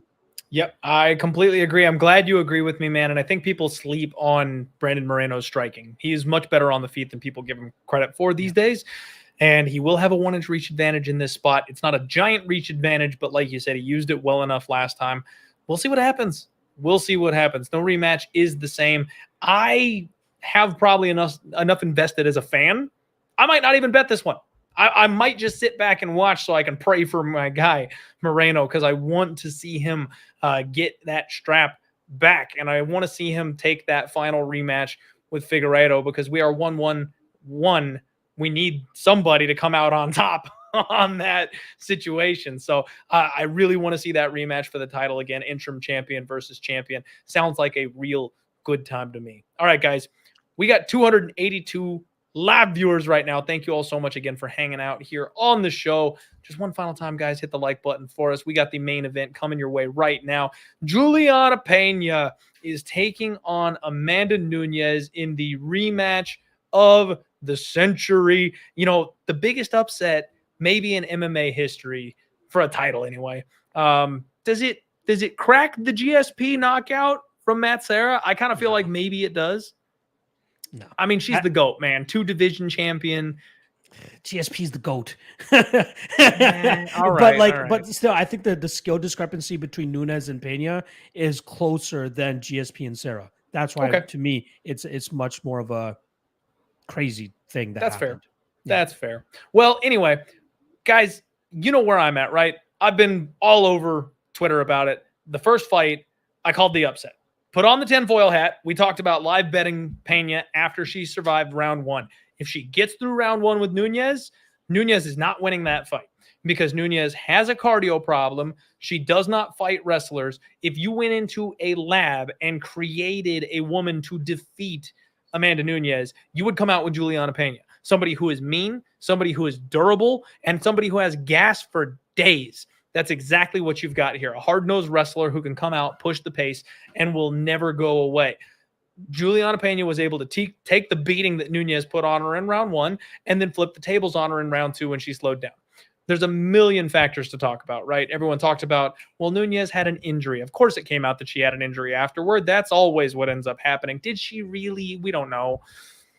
Amanda Nunes is talking about leaving her home gym forever for years and years, and now she's got new coaching staff, and she's got a gym that's going to focus on herself. I actually took a lot of red flags from that, Locke. There's an interview where she sits down and she's talking about she likes to do things a certain way, and now she has coaches that are going to do things her way. She wants to make the decisions on how she works and what she does in her own personal gym, and because she's hired these new coaches that are going to work with her, she's going to get to do things her way. And she wants to capitalize on her name before she retires and get a gym started. She used the R word, Locke. Like, I know she's out there talking about, I'm not actually ready to retire yet. I'm not actually, ready to call it quits. I'm only 34 years old. But she's had a long career and she's done everything. We talk about how hard it is to wake up in silk sheets, but Amanda Nunes has been waking up in silk sheets for years now and maybe getting towards the end of her run. And now she's got a gym at home where the coaches are not going to tell her what to do or push her to do something that she doesn't feel comfortable doing. They're going to stay right within her comfort zone. She's going to work on what she wants to work on. That doesn't sound too inspiring to me. I don't know about you, Locke, but when I have a good coach, it's somebody who pushes me to go beyond where I feel like I can. It's someone who tells me what my problem is. They analyze my blind spot and assist me in fixing it. Not somebody who I tell what I want to work on. So I've got questions about where Amanda Nunes is at this point in her career, mentally speaking, And on top of that, like I said, I just think Juliana Pena is literally the worst case scenario for her. You look back at the fighters that Nunes has struggled with or lost to, it's all been grapplers. It's all been women who can take the punch and hang with her over the course of the fight. Her wins, I thought Felicia Spencer might actually cause her some problems, but Felicia was obviously nowhere near ready for that kind of a fight. But you go back, it's all strikers. Jermaine Durmand, Holly Holm, Chris Cyborg, Valentina Shevchenko, women who stood with her. And then you get back to where she did struggle. It was Kat Zingano. It was Sarah Diallo. It was Alexis Davis back in the day. These tough, gritty grinders. So even if we give Amanda Nunes some credit, right? We say she's the GOAT. She's the best of all time. She made a mistake, and she's going to make corrections coming into this fight. So she works on her cardio a bit. She goes a little bit slower in that first round. Okay, I can buy that. I think this fight maybe lasts a little bit longer. But is she going to still finish Juliana Pena later in this fight? I don't think so. The deeper this fight goes, the more Juliana Pena pushing the wrestling pace is going to drain on the gas tank of Amanda Nunes. Can she really just jab and run for 25 minutes?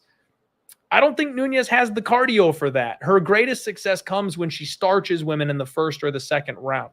Now, she has had a couple striking matches that have gone longer. Yes, she out-wrestled Germaine Durandamy, who is a better kickboxer than her. It was the one time that she actually went to the grappling because she was able to take advantage of a hole in her opponent's game.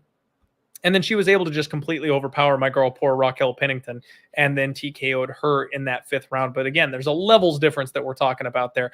Guys, I've said it before, it's disrespectful to make the seeding champion an underdog. And right now, my girl, Juliana Pena, holds the belt and is a plus 235 underdog. Amanda Nunes is minus 275. I made a bet much earlier in the year. I tweeted about it. I talked about it on this show. I tried to let everybody know about it. Superbook was offering futures, and I got Juliana Pena will be the champion of this weight class on January 1st, 2023. That was plus 550. And that all essentially comes down to this fight, right? Now I've got some back pocket equity that if Amanda Nunes wins this and they do an immediate rematch in a December card or something like that, maybe she can get the belt back. So I'm still live to cash that ticket, even if she loses here on Saturday. But basically the idea is the line for Pena is going to be in the plus 200s. They're giving me in the plus 500s. And as long as she beats Amanda Nunes here, I don't see who she loses to, right? I guess maybe Val jumps weight classes and beats her at the end of the year. But it's sure, it's there. It's possible. But I don't know that that's necessarily happening. At any rate, I see no point in not just going back to the well here with Juliana Pena, guys. And quite frankly, I think that the game plan stays the exact same. She's a plus 235 now. Amanda Nunes is going to do nothing but take money, being what she is, being the GOAT, leading up to this thing. And then is she going to lose round 1? I don't think so. Even with Juliana Pena doing what she does, I don't see Amanda Nunes losing round 1 to much of anybody. She'll move. She'll defend the takedowns. She'll strike at range. You're going to get a better number after round 1. Juliana Pena might not be, 11-1 like she was last time after round 1, but we'll probably get a 3-1 or a 4-1. This is a great live betting opportunity. Keep an eye on Amanda Nunes this fight, guys. Even if you don't want to entry pre-flop at all, you can find a spot live on this fight because you'll be able to watch Amanda Nunes fight. As Juliana Pena starts taking over, you'll be able to see the cardio, the self-belief. We saw it last time. It's like a movie playing out right in front of you. If you want to jump in live, you'll be able to jump in on Pena live, or you'll dodge the bullet of losing money on the dog, and Amanda Nunes will get her belt back on Saturday. Either way, I'm definitely still on the dog here in this spot. We called the upset last time. Now she's the champ. Now she's got the belt. Now she's got the confidence. I don't see why we would steer away. And still, Juliana Pena is going to put that toughness, the durability, the grappling to work. She's going to gas out Amanda Nunes. She might win a decision this time. Maybe she taps her out in the championship rounds this time. Either way, Pena's keeping that belt. Locke, what do you think?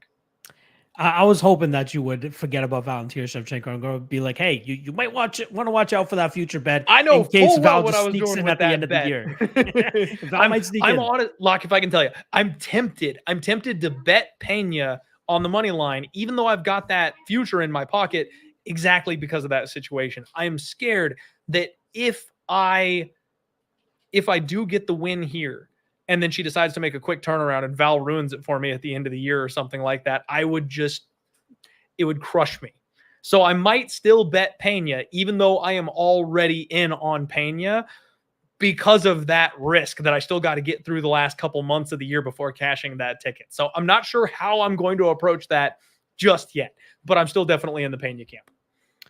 I am of the belief, and at least in the camp, that okay, yes, the line in the first fight probably a little bit crazy, right? Minus 1,000, like that's just drinking Amanda Nunes' Kool-Aid pretty much the entire time and just believing that she's the greatest fighter of all time, which, she had a damn good case for. She was undefeated since 2014 and, was on this crazy run, knocking out women left and right, even including Cyborg Santos. That was the big fight that Cyborg was supposed to, beat Amanda Nunes and truly proclaim herself as the GOAT, but Nunes ended up getting the win that night. But like, after years of having Joe Rogan jerk you off as the greatest woman fighter of all time, as having nuclear power that women's MMA has never seen before, you start to drink that Kool-Aid yourself. Like, Amanda Nunes, in my opinion, was not motivated nor amped up to get into that cage that night against Juliana Pena, and believed she had that fail-safe, that parachute of, I can just pull the cord and use my power, and more than likely I'm going to knock out Juliana Pena. Hence why we saw her, empty the gas tank essentially in that second round when both of them just started swinging for the rafters that night. Now, I'm not fully sold on the fact that Juliana Pena is going to take over later in this fight. Like, I don't think she has tremendous cardio. Like, I feel like you're making it sound as though Nunes is absolutely going to drop off once again, and we're going to see Pena take over rounds 3, 4, potentially finish her in round 5. Yes, that has kind of been a knock for Amanda Nunes in the past, but I feel it's something that she has fixed when she's actually on, when she is being disciplined, when she's trying to push another game plan as best as possible, rather than just saying, oh, fuck it, I'm facing a little bit of adversity, let me just throw my big strikes. I'm going to knock her out, right? Joe Rogan for 5 years now has been saying I have the best power in the division, so I'm for sure going to knock this woman out. It doesn't always work out that way. And I think that this was an awakening for her to be like, okay, let me go back to like the bread and butter. Let me go back to the basics. Let me try to, KISS, keep it simple, stupid. Let's stick to that. Stick with the jab, stick with the 1-2, and that should be enough for you to go out there and put together a solid enough game plan to touch up Juliana Pena on the feet. I agree with you. I do think this fight goes deeper, which is why the spot that intrigues me the most is the over 2.5, which is currently around even money.